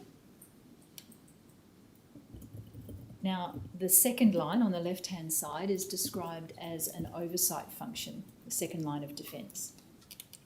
Is the ERCC involved in that function? The ERCC looks at those functions, yes. Well, As part of its process. you say it looks at those functions. Yeah, What do you mean? it's included in terms of the ERCC, in terms of what we look at. We do consider risk as part of that committee. Is the ERCC part of the second line of defence? The ERCC has membership in first and second line of defence. Both. And so we look at part of the ERCC in its papers does have a, we talk about risk, we talk about our frameworks. Well, does it oversee the first line of defence if it's Yes. also part of? Yes. It does. Yeah. And if we go to page 0065, where the second line of defence is explained in a little more narrative detail, see at 6.5, it's describing there an independent risk management function that's responsible for assisting executive senior management. You see there? Yes. And you see in the second sentence, it's talking about the chief, second paragraph, I beg your pardon, chief risk officer is designated as being the person responsible for the risk management function for Crown. So that's a group role, not Yes. a Crown Perth role, is that Yes. right? To ensure that the risk management function has the appropriate authority and operational independence, goes on to talk about how it's the reporting structure is set up and how practically the architecture of the system is established. Now, do you understand that it's important for the second line of defence to be independent of the first line? Yes. But the ERCC at Crown Perth, I think you previously explained to us, is comprised of senior management from the Crown Perth business unit in whole or in part, including you. Yes.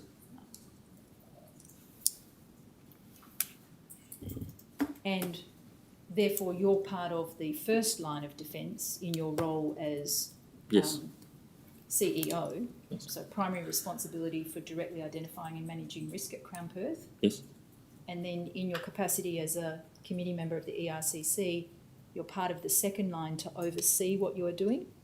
Is that how it works? Yes, part of the Executive Risk Compliance Committee is to identify areas that need to be reviewed, undertaken, issues that occur across the property. But if we just be clear about this, if we go up to 0064 and look at this first line of defence explained a little more in a little more detail.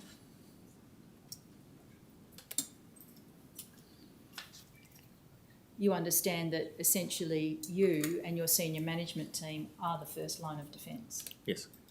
So is there a problem with you being on the ERCC to the extent that it comprises a second line of defence because you're overseeing your own identification and management of risk? Now, in this instance, the Chief Risk Officer is not a member of the ERCC. The Chief Risk Officer reports to the CEO of Crown Resorts. Sorry, you're misunderstanding my question. I'm talking about you. Yeah, no, I'm getting to that. It's when we separate what the objective of risk is, as I see it. My function as CEO, whilst I lead the operation, I also need to have an understanding of risk. Hence, on that committee, we've got myself and Steve Blackburn, who's also second line of defence, on that committee to ensure our teams understand how those two lines need to also work together to get to an appropriate outcome. So Mr Blackburn is a member of the ERCC. I believe so. You believe Yes. so? Well, is he? Yes. And but just to be clear, you don't have Actually, a, sorry. No, I recall that. I was getting confused with the RGMC that Mr Blackburn was on. I can't quite hear what you're saying. I'm Mr. sorry, Bossy. I got my committees confused. That was the RGMC that I was talking about that Mr Blackburn was on. So we're talking about the ERCC, ERCC, for yes. Crown Perth. Yes. And Mr Blackburn's not a member No. of that. Right. But there are you and other Perth executives who are on the ERCC. Yes. Are there any group executives on the ERCC?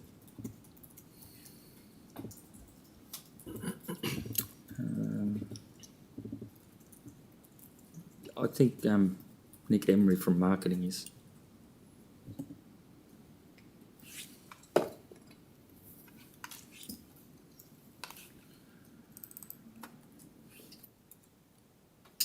Sorry, have you finished that answer? Yes. You think Nick Emery from marketing Marketing. is, but otherwise it's all local executives.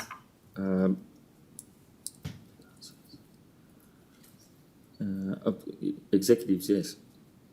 So the local executives are effectively overseeing their own discharge of responsibilities as under the first line of defence. Is that how it works? The ERCC, we just a minute.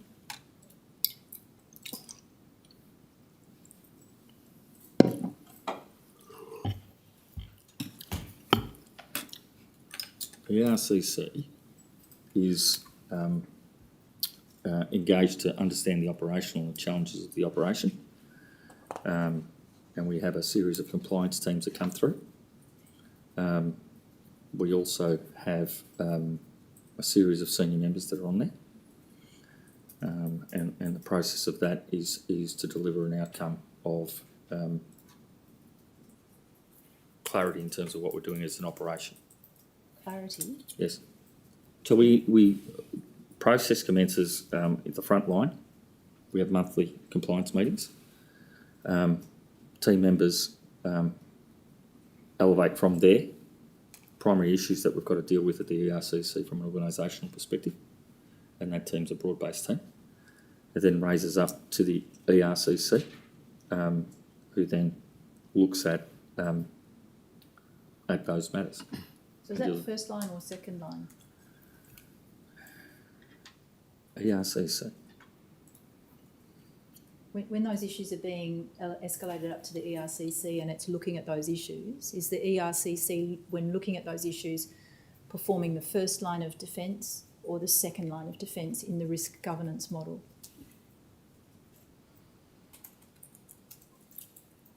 My understanding, in terms of the structure of that model,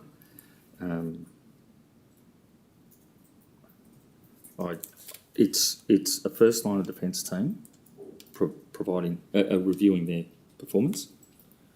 Well, that's second line, isn't it? First line of defence is the team membership that's in there. just trying to recall the membership of that committee.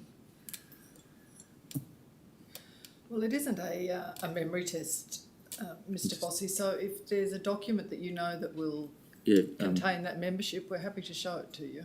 Do you have the ERCC minutes from the last meeting? Not Maybe. readily to hand might be the answer to that question, Mr. Bossy, but we can Okay. find that can maybe find over the it. break. If you don't and mind, then- it'll help and me then answer the let you question see and it. give you the insight in terms of how we operate. But I wasn't really concerned with the membership. It's really just what the ERCC does. Are you able to answer that question for me? The committee itself reviews key areas of the operation that have escalated through from the compliance committee. So that will be the monthly compliance meetings. So that'll be a report of any breaches we have, any issues we have, whether that be from a security perspective, from a health perspective, or any matter such as that. But what I want you to Yeah, answer is and- whether and is so that first that's line or what we second did. line? Is it first line or second line?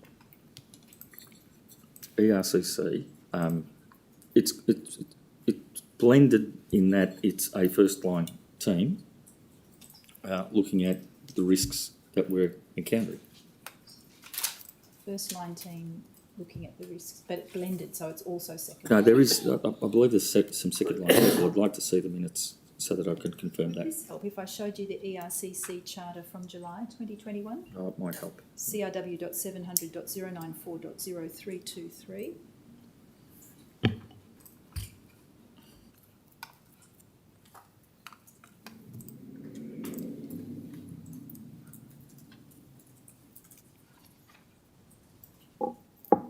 So you've got the composition Yes. of the committee there? Yes. Does that help? Yes, it does. What did you want to say about that?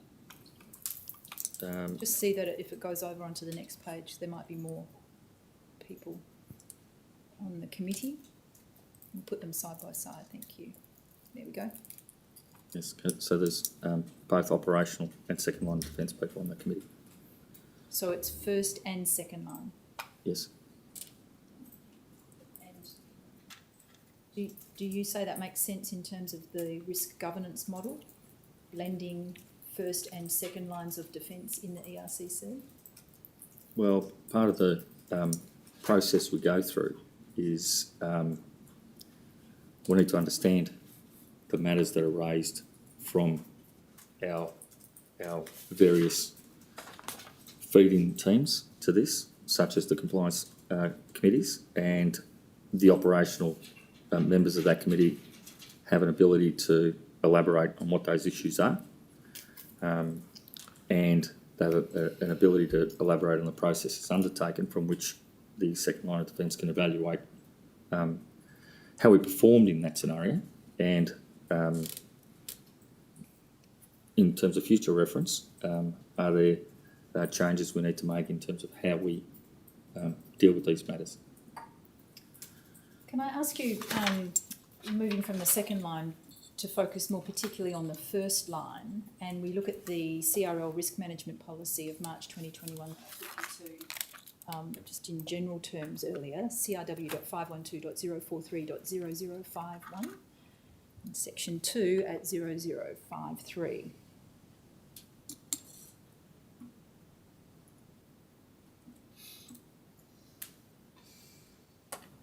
We see in section 2 there, if we just blow that up, it's clear there that each Crown business has got the responsibility. You see in that first paragraph, responsible for implementing the risk management framework. So you understand Crown Perth locally has got that responsibility in respect of Perth Casino, Yes. and you as the CEO lead that implementation of the risk management framework. Is that right? Yes. And then if we go to the next paragraph, Perth Casino, interpolating where it says Crown Business, we just blow up section 2 again, please. shall be responsible for maintaining and reviewing the risk profile of its business and reporting in to the CRL Risk Management Committee at least 4 times per year. So do you understand that there's a risk profile that's been set at CRL level and then that's effectively given to Crown Perth, who then maintains that risk profile and modifies it as appropriate on a periodic basis through the year? Yes. And that's the responsibility of the Crown Perth executive Yes. and primarily you, or ultimately you as the CEO. Is that right? Yes. And if we go over to page 0054 at section 4,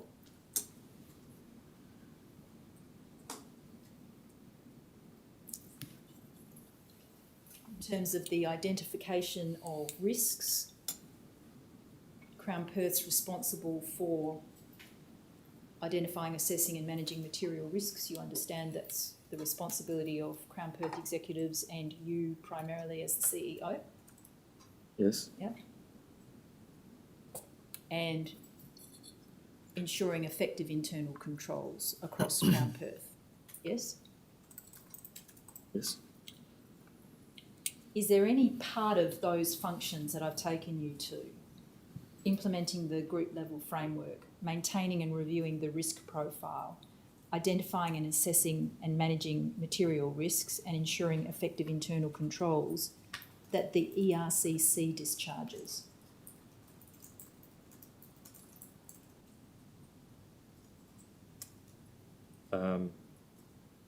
Members of that team, yes. Well, no, in the as a committee. That committee oversees all this work. Members of the committee have responsibility for rolling out and assessing, depending on what the function is. And so, not so much the committee, but coming back to Crown Perth executives have that responsibility as part of the first line of defence. Yes. I'll just clarify this then with you. If we go to the board pack, this is not for the public screens, please, for Burswood Limited for the 23rd of August 2021. That's CRW.701.005.9004.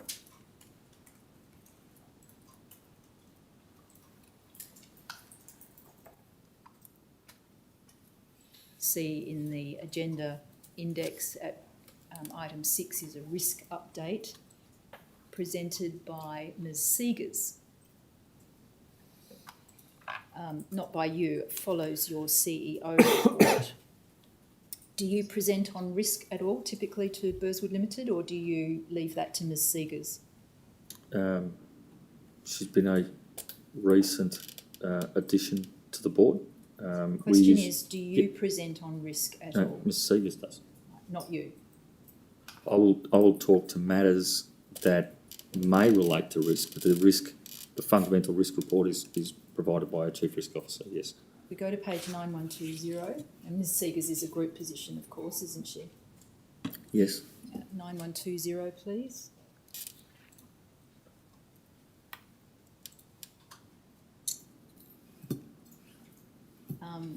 This is a part of Ms. Seegers' presentation, proposing an adjustment to Crown Perth's risk profile,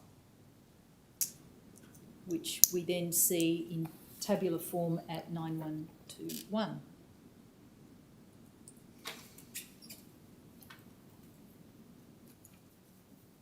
Maybe if we just blow that up. Thank you.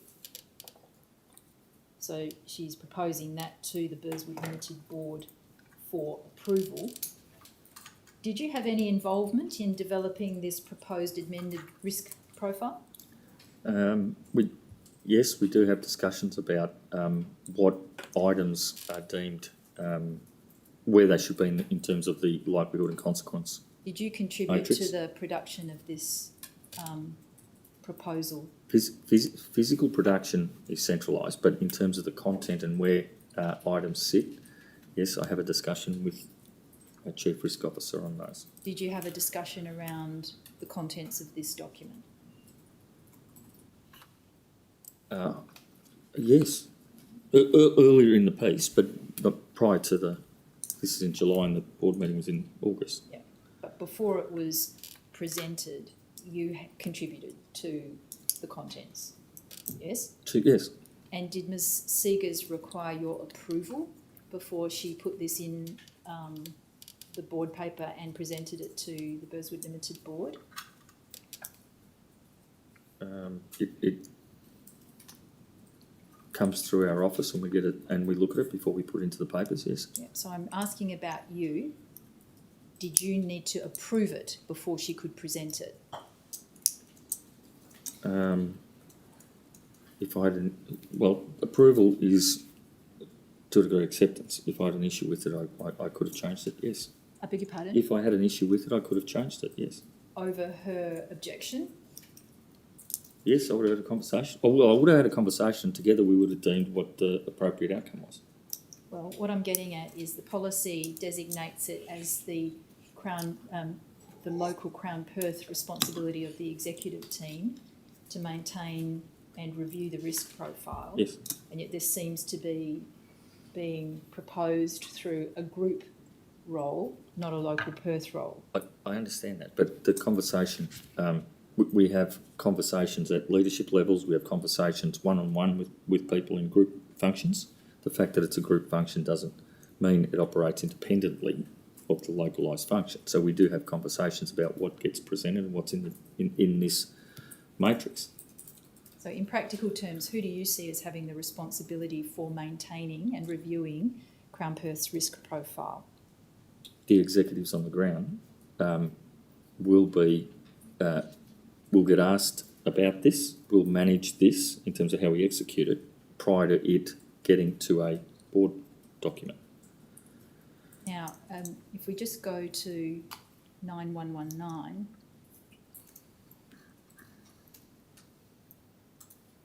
this is an enigmatically named risk appetite dashboard, which basically sets out new and existing risk events against the CRL board's risk appetite thresholds. And you've seen a document like this before, haven't you? Yes. Yeah. And the pink shaded boxes represent new or existing events which are reportable through to the CRL Group Risk Management Committee. Is that right? Yes. And did you or the ERCC have any involvement in the preparation of the contents of this dashboard?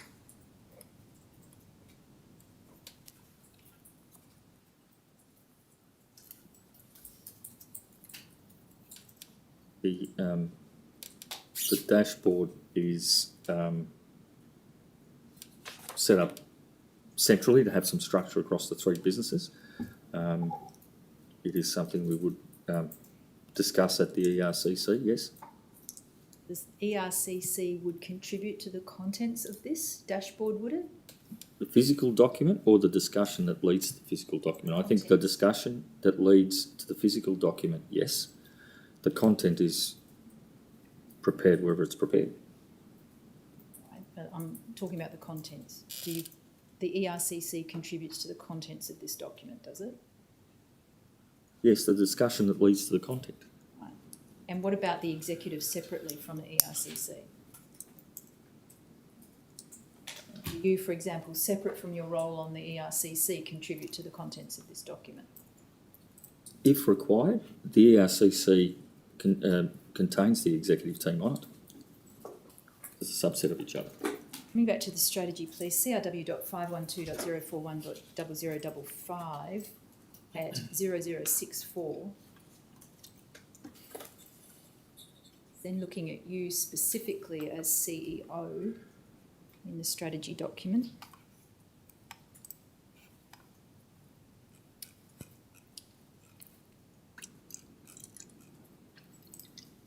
CRW.512.041.0055.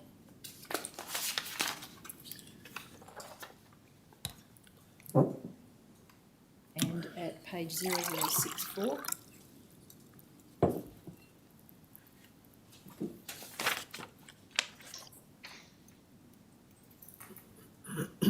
Now, if we just blow up this first line of defence where we were before.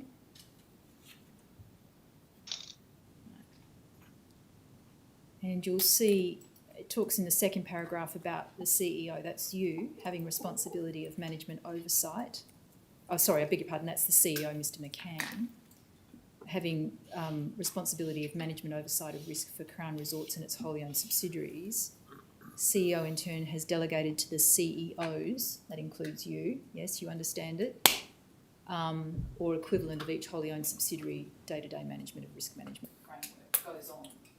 Then down the bottom, the CEO, executives and senior management assume ownership of material risks, etc. Specifically, this includes, and then there's a series of dot points that follows. And if we put the next page side by side with this one, you understand that you have the day-to-day responsibility to discharge the duties in the dot points that are set out here. Is that right? Is that what I'm looking at now? Yes. So it's cut out? Okay.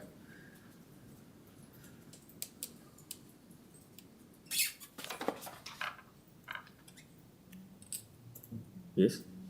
And the ERCC has no role in this, I take it. This is just something that devolves upon the executive exclusively. The ERCC as a single meeting point, but the executives that are on the ERCC, which is all of them, even the centralised executives, talk about this and discuss this outside of the ERCC as well. These responsibilities aren't ERCC responsibilities, they're executive responsibilities, aren't they? Yes. Taking the first dot point, what do you do to establish, maintain and champion an effective risk culture throughout Crown Perth? With respect to how we engage on a weekly basis as a leadership team, we reinforce risk, we reinforce our frameworks and discuss progress with those. Talking independently to those leaders. Who are you referring to there? The business operations team, the chart that we had up earlier. So you speak to them as a group Weekly basis, on a weekly basis. And we will highlight certain key matters as they occur on that weekly update, whether that be AML processes, internal audit, risk items that are coming up, as well as updates on what's happening across the operation. And then I'll speak with those respective leads as required. And getting an environment where they communicate together so that they are working together on that risk culture. We talk about training in that space and what training we need to do. Now, what specifically have you done to ensure that policies, processes, systems and internal controls are developed for Crown Perth in a manner that's consistent with the national framework? Can you rephrase that?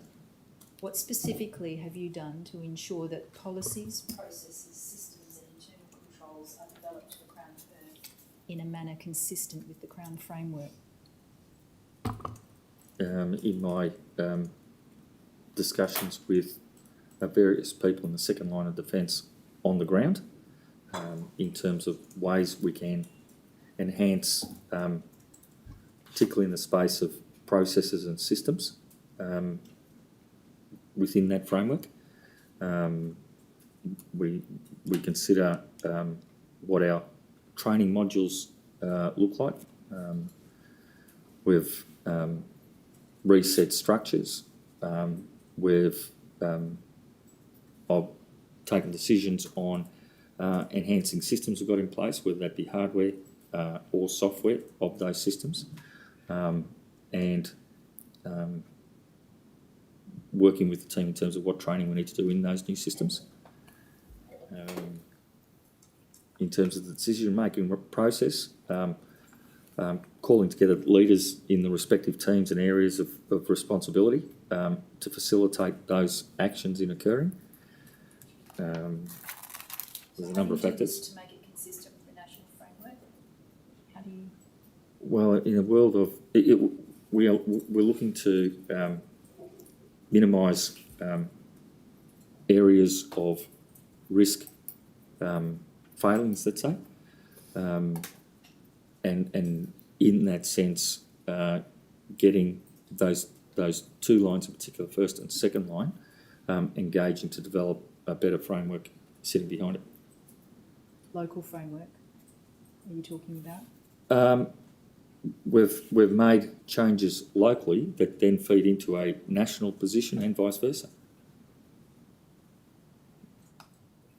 When we change things, you do it at one property or the other so that you learn a lesson, then you enhance where it works for you. So if we return to the current organisation chart, CRW 70100955021.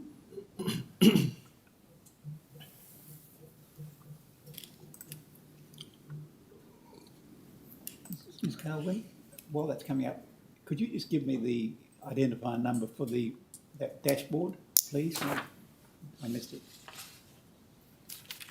So the Bates number is CRW.701.005.9004, and then the risk appetite dashboard is at 9119, and it relates to the risk appetite thresholds, which are explicated at 9115. Thank you very much. So just looking at the current organisation chart, Mr. Bossy, it doesn't appear from this that you have any risk management personnel within the Crown Perth structure reporting to you or working under you to assist you with the risk identification and management function. Is that right, or have I misunderstood it? There's no dedicated risk management support staff? Not reporting to me directly.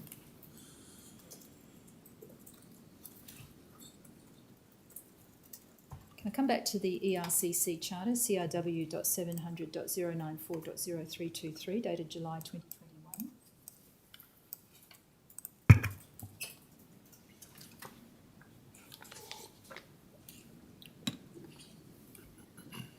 Now, this document was prepared by Crown Perth executives, was it?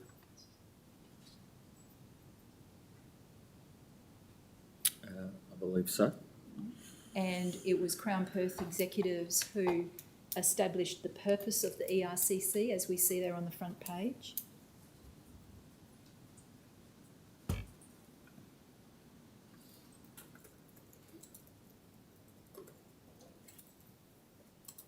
Yes.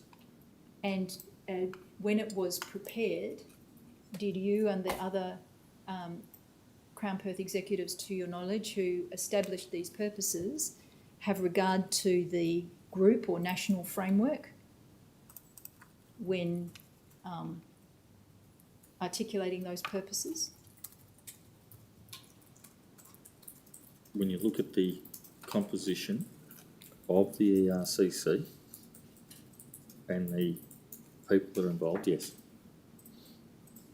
Or what do you mean when you have a look at the people involved? Well, it's the executive team that's involved in creating this charter, includes the second line of defence, Crown Resorts leaders as well. I see. Has this charter been approved at CRL board level?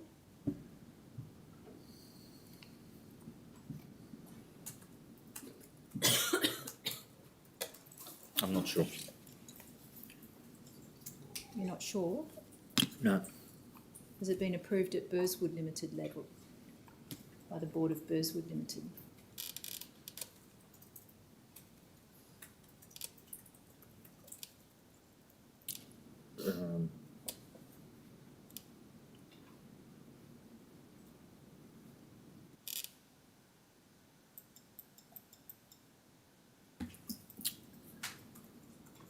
Can't confirm at the moment. Well, this is only back in July, Mr. Yes. Bossy, and the charter was obviously prepared for a purpose. Yes. What was the purpose? To clarify the role of the ERCC. Do you think That it works. achieves that purpose?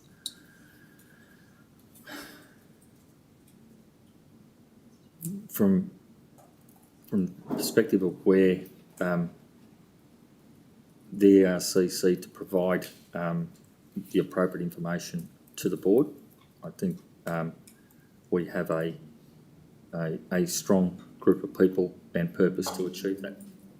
Do you think that this charter adequately clarifies the role of the ERCC?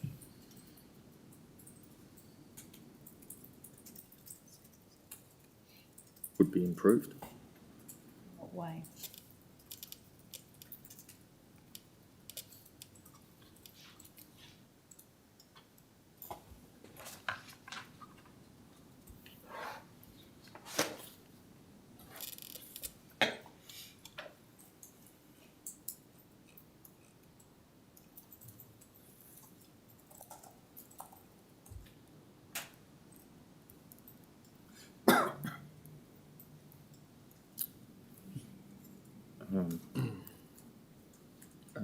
From our perspective,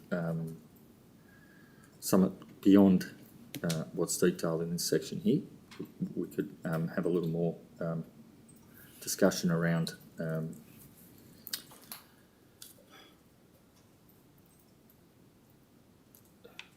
you please roll forward on this page?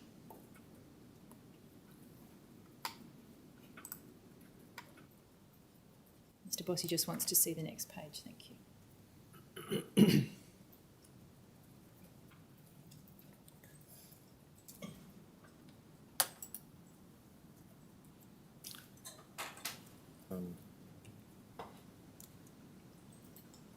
I'm comfortable with that charter. You're comfortable with the charter? Yes. So it adequately clarifies the role of the ERCC, would you say? From my perspective, its roles and functions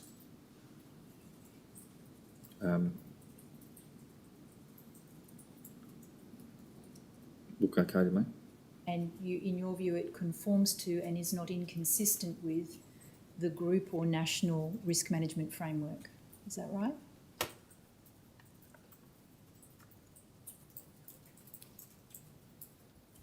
think it fits within it. And it's not inconsistent with it. Is that right? I think it fits within it. Do you think it's inconsistent or not inconsistent? Put it differently. Do you think it's consistent with the national framework? I think it fits within it. You're passing words. Does that mean something different from consistent to you? Consistent, in a broader framework, this sits within what that framework is. Is it consistent or not with the framework?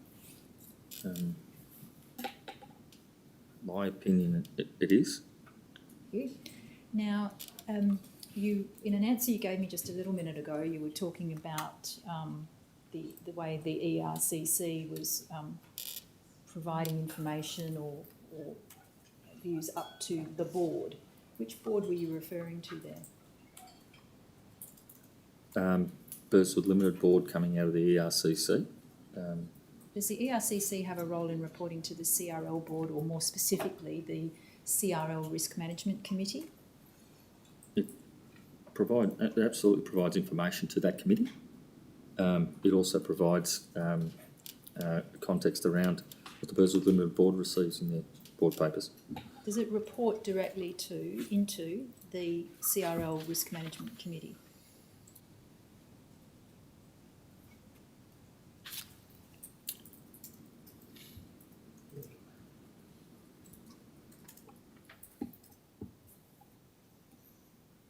I think it provides information to the committee. Just to answer my question, please. Does it report directly into the CRL Risk Management Committee?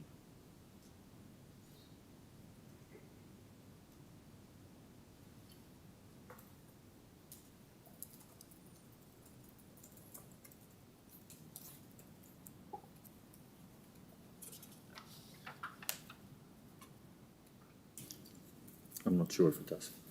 Right.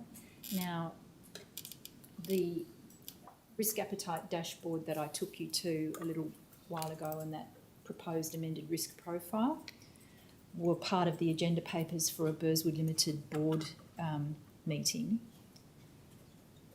The ERCC reports directly to the Burswood Limited board, does it? Yes. And is that limited to a reporting function? It reports to the board, yes. What I mean by that are, or is it just reporting this is what's happened, or does it escalate issues of concern to the Burswood Limited board for consideration and action? It reports to the board to the extent there's significant issues to escalate. I will do that, and not necessarily at the board meeting, also independently talking to the board members. But what's the point of your reporting? Is it just so that the Burswood Limited board can note those matters, or is it expected that the Burswood Limited board will consider what you're saying and then respond or react in some way? Both, depending on the issue. I have raised matters where an opinion has been shared and guidance has been given in terms of what I can do. Right. Guidance, but is there any sort of resolutions passed by the Burswood Limited board? You put things up for... As part of, in terms of some of the risk matters that I'm thinking about at the moment, I'll raise the matter of risk. They will either take it on board or then ask me what we're doing about it, whether that be engaging with regulator, process we're putting in place to overcome those risks. And they provide me with some insight as to alternatives that I can pursue to deal with the matters. But is it written down anywhere what you need to report up to the Burswood Limited board and for what purpose? In terms of the detail of the risks, or On a day-to-day basis, you're identifying and managing risk in the Crown Perth operations. yes, Is there a document that tells you when something happens whether it's something that needs to be escalated to the board, and if so, for what purpose? in some instances where it sits neatly within the risk matrix, we'll escalate it. There's other matters that So I'm don't. just asking you about whether there's a written procedure, but it tells you when to escalate and for what purpose to the Burswood Limited board. There's a lot of matters that sit outside of anything you can write. Is there anything, any piece of paper that talks about it, even in the most general terms, of the relationship between the ERCC and the Burswood Limited board? I'm not sure. I said that I'd come back, I'm changing topics now, Mr. Bossy. I said that I'd come back to this issue of responsibilities you previously had as COO, and the purpose of these questions is to understand how many of those responsibilities that you had as COO that you continue to retain as CEO. So you with me? Yes. Yeah.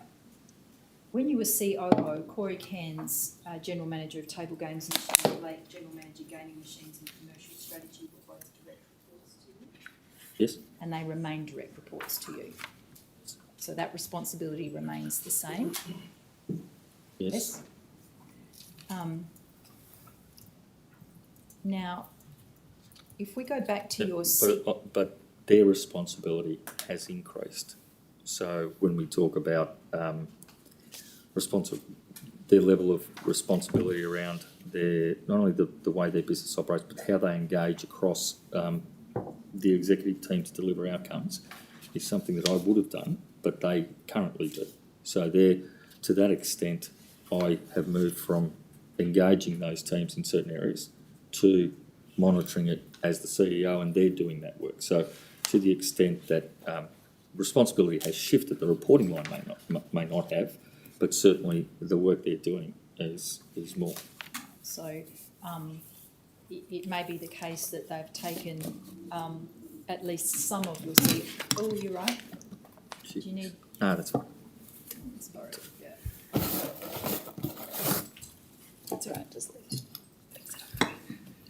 go on for the minute, or do you want Yeah, to I'm wait fine. till that's? That's okay. That's probably no good for anyone listening on the microphone. It's fine. Yes. So it's the case that those direct reports, Cairns and Blake, may have taken at least some of your previous COO Oh, they definitely have, responsibilities, but you may have retained some of them. Some I would have, yes. Yeah. And do you remember you gave some evidence around your position description as COO when you changed from COO gaming to just COO without the gaming designation in 2013 through the job description document CRW.700.045.0198.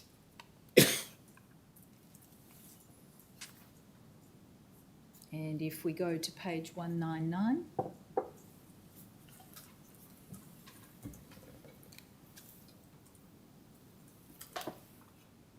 and you see the position purpose, if we can just blow that up.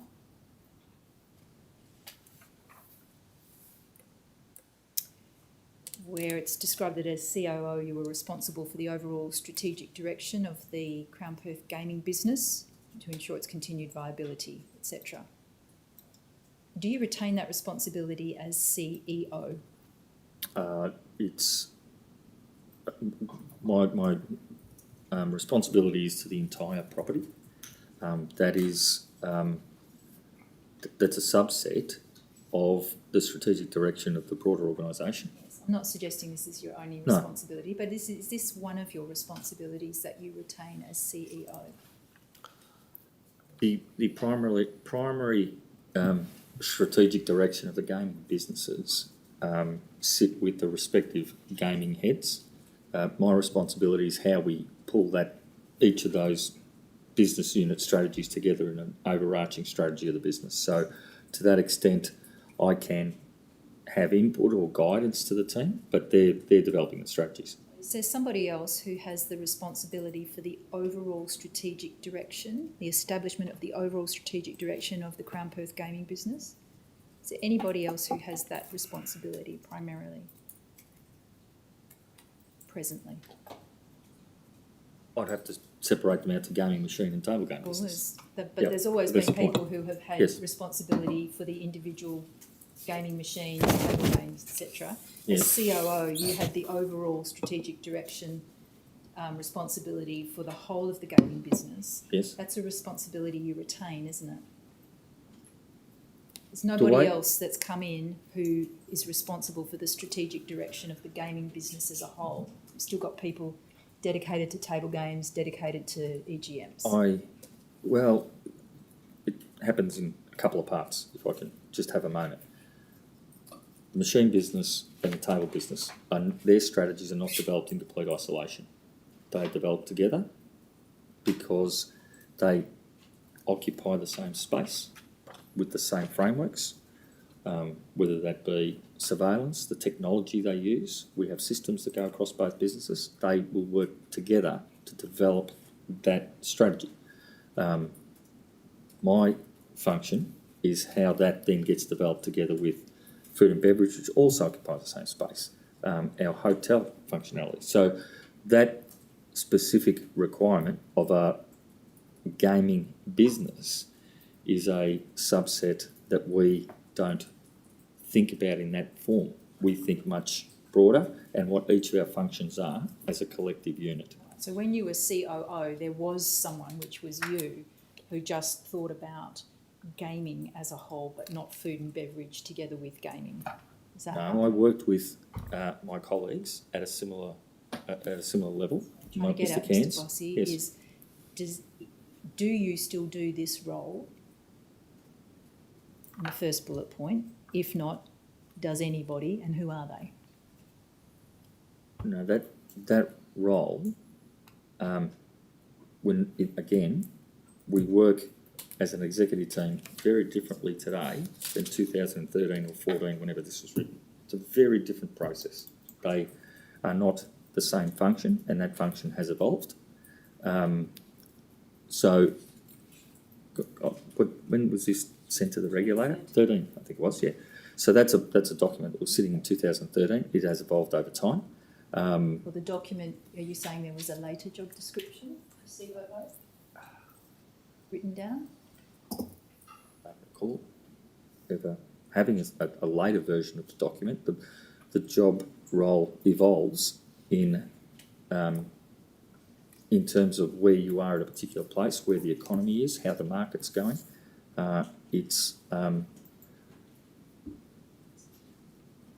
That's a job description that exists. The function inevitably in our business is quite broad and unpredictable based on what's happening. So this job description doesn't accurately describe what your role as COO was in, say, 2018, 2019 and 2020 before you were appointed CEO. Is that what you're saying? Largely correct. Largely I'm correct, or largely the job description is correct? Largely the job description is correct. Over time, a lot has changed. The way technology works, the way organisations are structured, the way the marketplace works. So these things morph. So do you retain any part of the responsibilities set out in the first 3 dot points, Mr. Boss?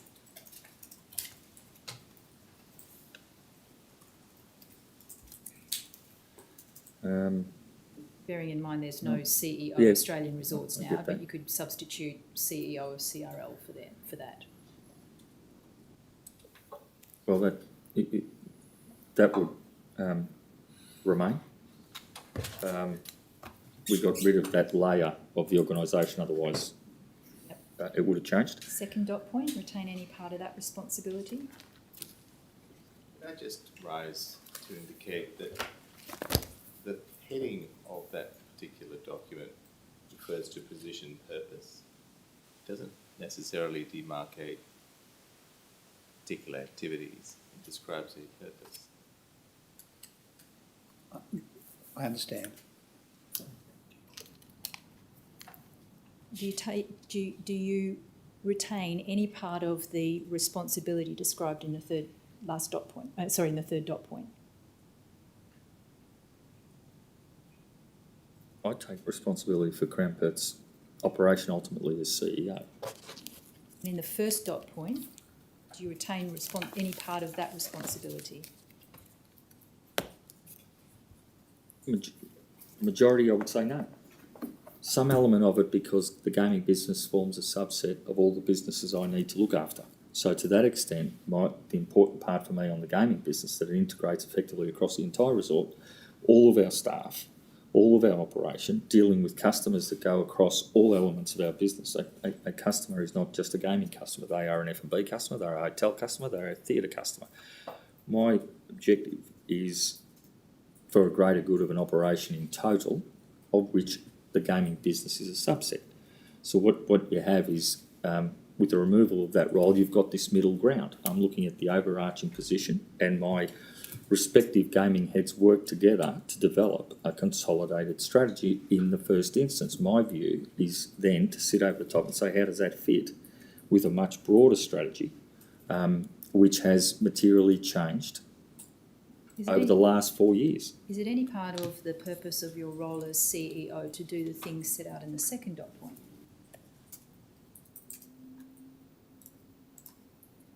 Yes. Okay.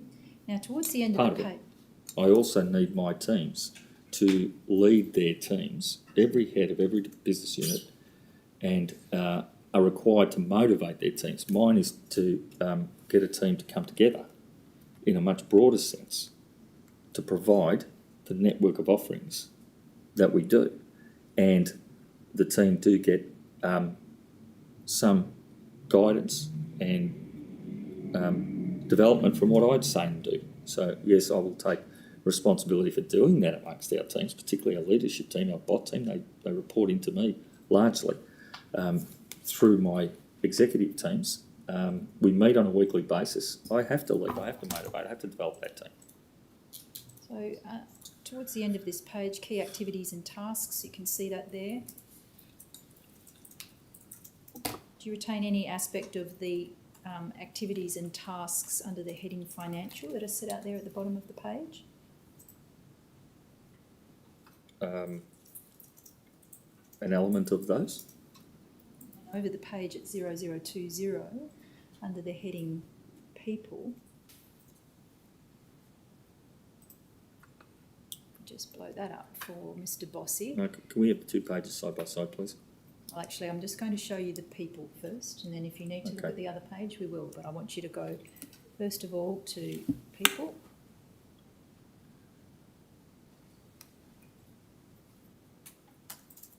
Now, there's 7 key tasks and activities set out there in relation to the management of the Crown Perth workforce. When you were in your role as COO, did you understand that the responsibilities nominated here under people extended to the whole of the workforce physically located at Perth Casino, or just the gaming staff? Under this function, as COO,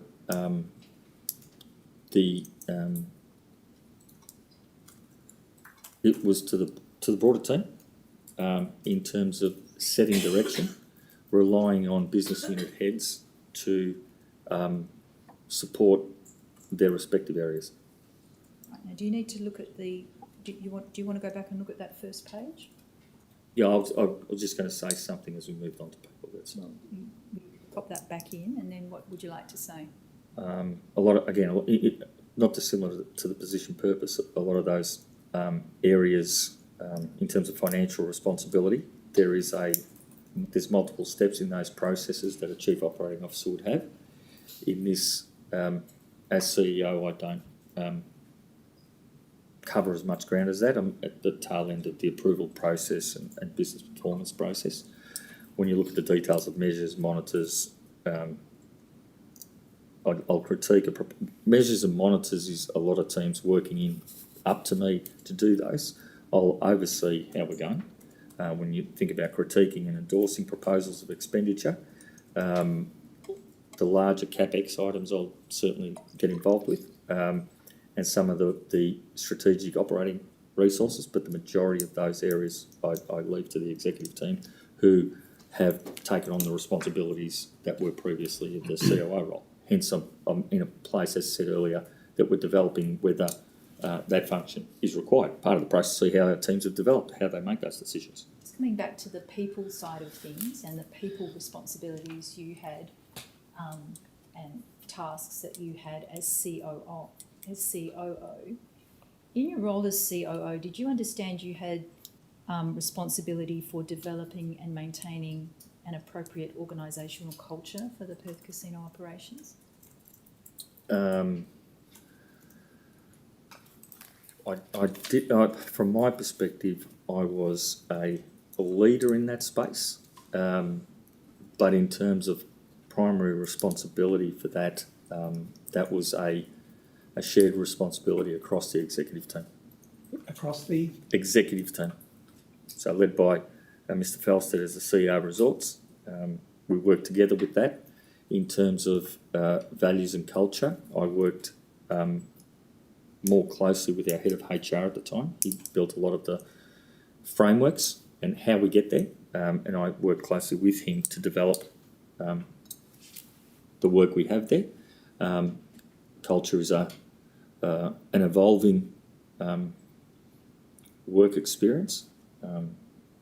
There's no end game to culture. It constantly evolves based on place, individuals, and where you are.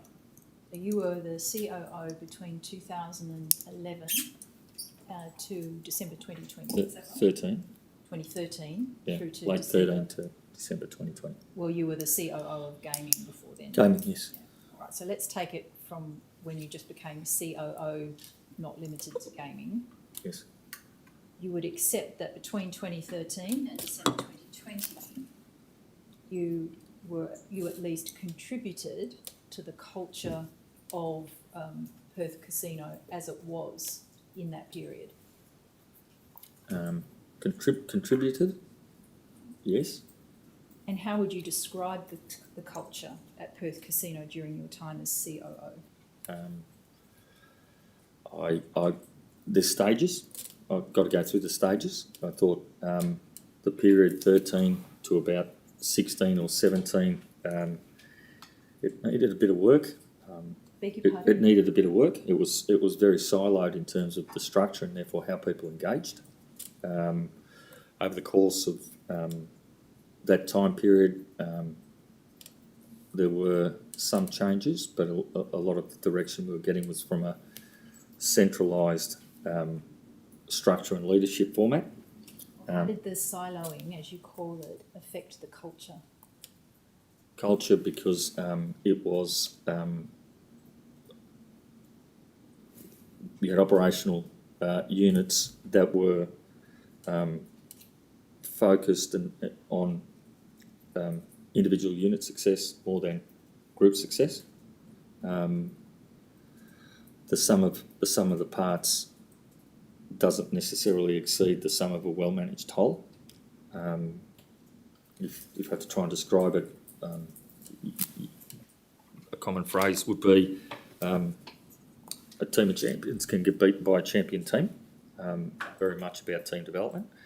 And what we had in those first few years was a series of departments that were trying to get their independent best results without thinking about the broader picture. If I go towards 16, 17, as the economy started to soften and weaken, there was a greater push to collectivising that process, bringing the teams together. Greater good scenario, because as independent work streams, you don't understand well enough what each of the contributing parts can bring to the process. So for us, it was a time where we started with leadership, bringing the leadership teams together. That was such a change from where historically people within the industry sat that it took some time. At the front line, there's a place for siloed activity, what I deem siloed activity. When you're a dealer, you deal cards. When you're a chef, you're cooking meals. When you're a waiter, you've got to serve at the restaurant. They are outlet and performance based in particular areas. But as you go up the management stream, you've got to be bringing them together. So the culture started to shift in that space, got interrupted by COVID. And then post-COVID, we had quite a lot of disruption as this process is an example in terms of structure and where we were going as a team, and an organisation. And that scenario and the lead up to that scenario was quite disruptive to the team. So we've gone through stages. Well, after 2016-17, that greater collectivism, how did that affect the culture? It improved it? The engagement at a leadership level improved. And so how would you describe the culture from 2016/17 through to the end of your term as COO? I think the culture, in my mind, culture is a difficult word to define, to be fair. I think it worked better at a leadership level. I think within the business units, there was some work left to do. I think... What do you mean by that? Well, I think that the clarity of roles that people had in terms of what their responsibility was and what they needed to do to succeed in their functions, I think we significantly improved in the communication of that and understanding those functional roles. I think we had a leadership team that were working. When you develop culture, it's a top and bottom scenario that ultimately gets to the middle. So your two pieces are, can the leadership team work together, communicate and understand the greater goal? Can the frontline teams understand their function and their purpose in that responsibility that you have as an organisation? And as you get in the middle, that's where the disruptive area sits, because of part of change is getting that communication linked strongly. That's a large number of people in our organisation in multiple areas that we've got to transition from a siloed mentality to a group mentality. So that comes with better communication and better leadership. And that's the piece that typically is the most challenging piece to transition in those disruptive times. So we're in that. That's how I describe where we were to where we are. What about Crown values? Do you think they were clearly understood during your time as COO? I think they were understood across the team. Do you understand Crown's values in your time as COO? What would you say those values were?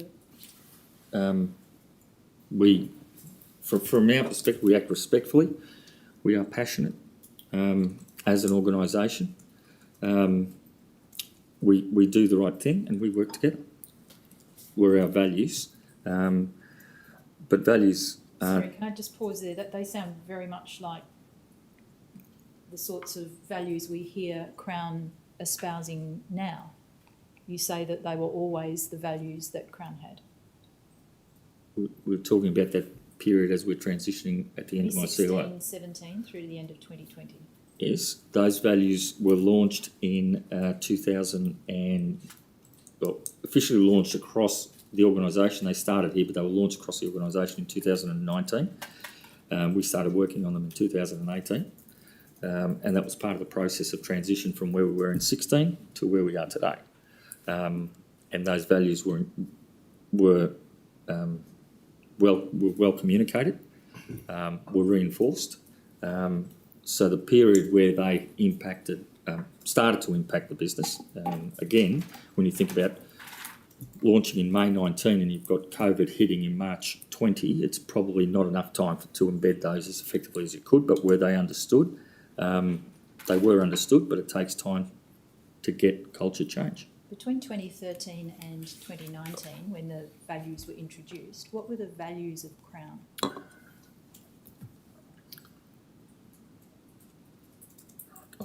At the moment, I can't remember because we're focused on all the changes that we've got at the moment. Just in the broadest of senses of your understanding of what Crown's values were between 2013 and 2019. How would you describe them? They were... so I can't give you the exact words because they were quite some time since we rolled them out and we didn't communicate them as effectively as we could have. But they weren't dissimilar to these values. Generally what? About how we behave in terms of how, and that's why I can't remember the exact words. I wish I could give you the words, but it's how we behave with each other and working as a team in that sort of sense. And from our perspective, it's about trying to do the right thing. Again, I can't recall the words and the depth of how they were explained to the team was not as effectively done as it should have been, particularly if you're going to try and get into the front of house teams, the operational teams. They commenced prior to my arrival, so I never got to see their launch, but the process of values. The first iteration of it, I don't know which iteration you're looking at. There's been a few. And that trying to do the right thing was a value that you lived by in your role as COO? I'd like to think so, yes. Now, the former chair of CRL, Ms Coonan, gave evidence to this commission on the 12th of August, so that was after you gave evidence on the 4th.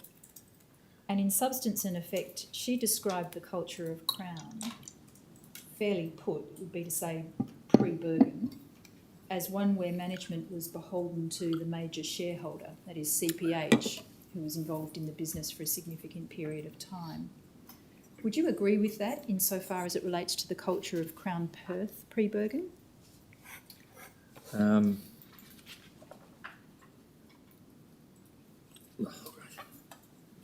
Beholden, I don't know if I would have described it as beholden to the single shareholder.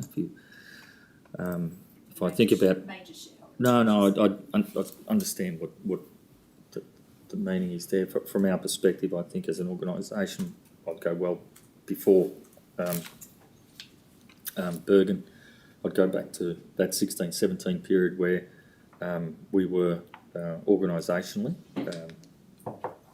The financial results were a priority of the organisation.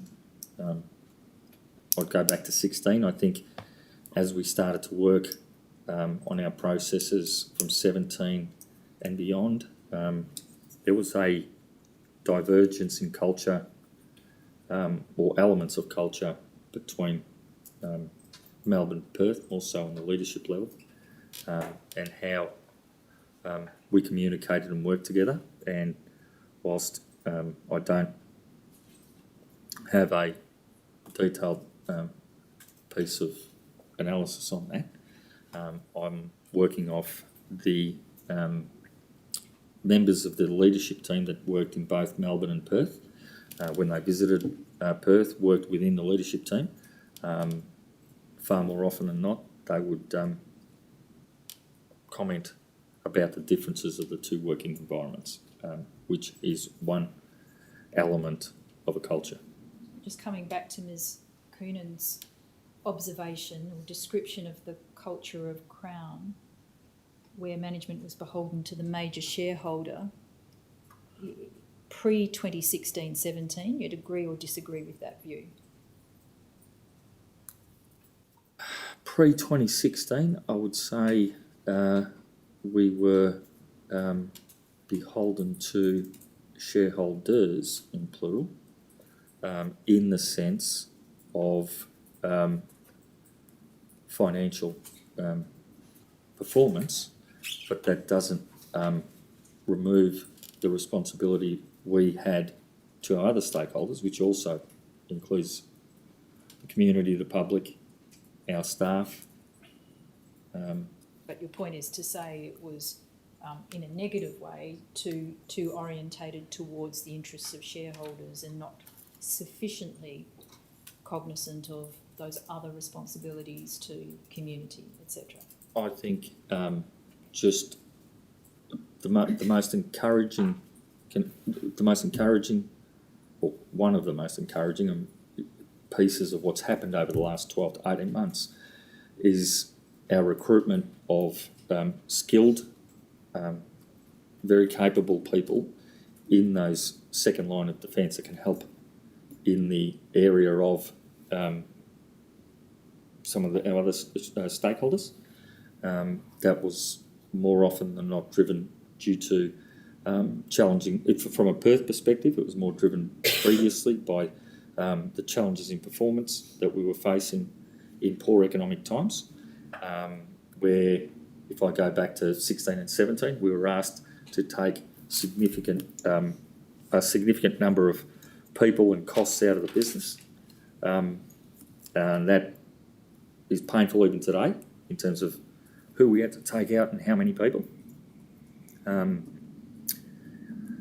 But that's what financial performance does. That's distinct from today, where our primary motivation, as you heard earlier when I spoke about the remediation plan, is reinforcing those second lines of defence.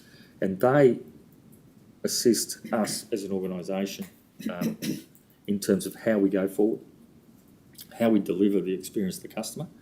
And it sits very well, finally, with the strategy we've been working in Perth, which is broadening the customer base over the last 3 years, where our objective is to have more people enjoying themselves in a safe environment. That's absolutely where we are. Our statistics will show that in terms of the breadth of our customer visitor. However, this, from my perspective, the second line of defence work is progressing very positively, and I'm actually looking forward to how well we can do that. Back to Ms. Coonan, please, Mr. Bossy. She also described asymmetrical information. So we're just talking about old Crown now. Yes.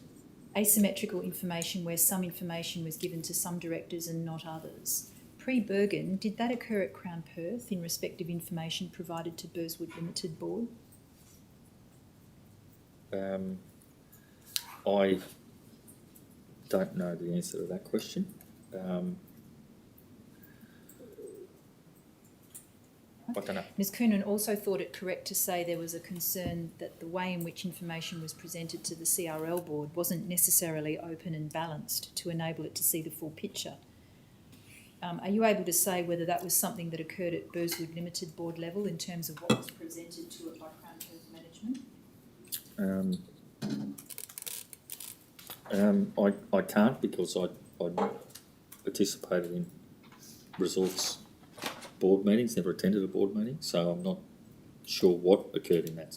So I'm asking you about Burswood. No, I know, Limited. but the reference related to that's her view of what happened in Yes, resorts. and I'm asking you if that happened at Burswood Limited board. I'm not. I don't recall it. Not. We spoke about what was going on in Perth when I attended. I don't know if there's a particular reference that we're talking to. Speaking generally, Mr Bossy. Yeah, I don't know. In terms of the your position as CEO, you don't have a written job description, do you? Not that I'm aware of. It's all happened pretty rushed for us, and we've had a number of That rush, Mr. challenges. Bossy. You've been the CEO since December 2020, so that's we're now, what is it, 10 months down the track. Why do you not have a written job description? I'm not sure why we don't have one. Have you pressed for one? I have asked for one, and Who did you ask? Ken Barton. Well, that's He's some time ago no now, longer here. isn't it? That's some Yes. time ago. Yes. Yeah. Um, So when did you when I last spoke chase to- that up? I'm not sure I've chased it up with Mr. McCann. How can you be confident you know what your role is?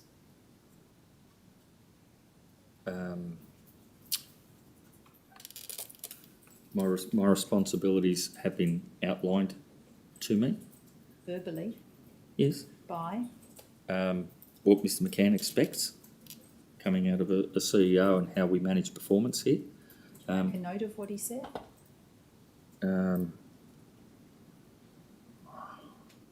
I can't recall.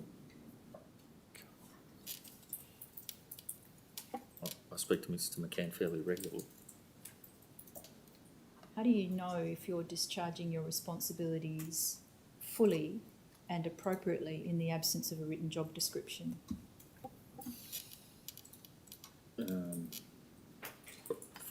From my perspective, understanding who people are involved at a board level, at a executive level, I'm sure they would have told me.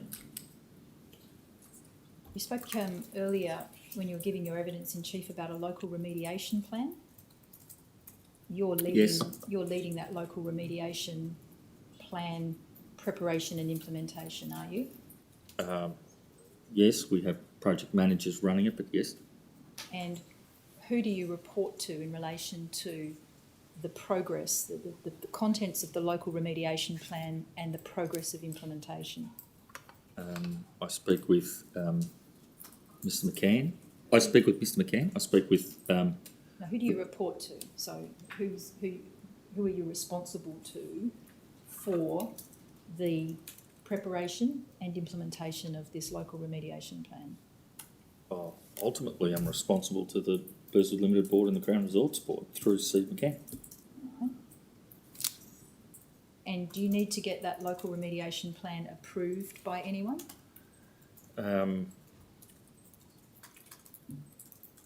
Formally, it's interesting how you say approved. The remediation plan awareness is with many people. Sorry, the The remediation plan is working at the working with team members of the Crown Resorts executive team. so sorry, there's a document, isn't there, that's Yeah. a local remediation plan. Yeah, that's my document. Yeah. But Does anyone have to approve that No. before you can implement it? no, that's my document leading my team to deliver the remediation within the framework of the broader plan. But you keep Mr. McCann apprised of its contents? I keep Mr. McCann apprised of I keep Mr Carter apprised. I speak with Ms Fuster about it. There's a number of people I keep apprised of where we're going. I speak to Steve Blackburn to make sure that everything's aligned. But from my perspective, it's my document. I've got responsibility for rolling it out. What's the timeframe for its implementation? It's what I'd term a living document, because as projects, as part of that process, the remediation plan, as we touched on earlier, will take time. Projects are in varying stages of completion, and others are at a starting point of planning.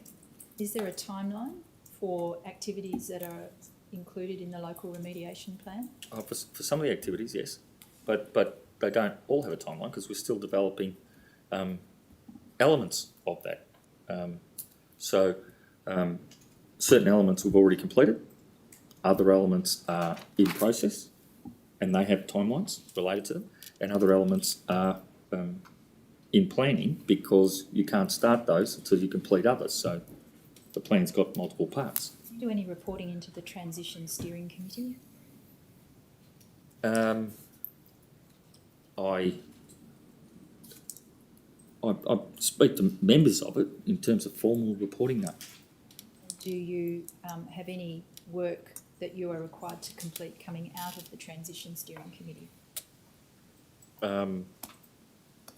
Yes, there will be. Or has there been? Yes, because of what we're trying to implement, from my perspective, is consistent with those broader remediation plans. But do tasks coming out of the Transition Steering Committee for you find their way into the local remediation plan? In some instances, okay. Thank you. Mr Bossy will break now and come back at 2 p.m. Okay. 2 p.m. All rise.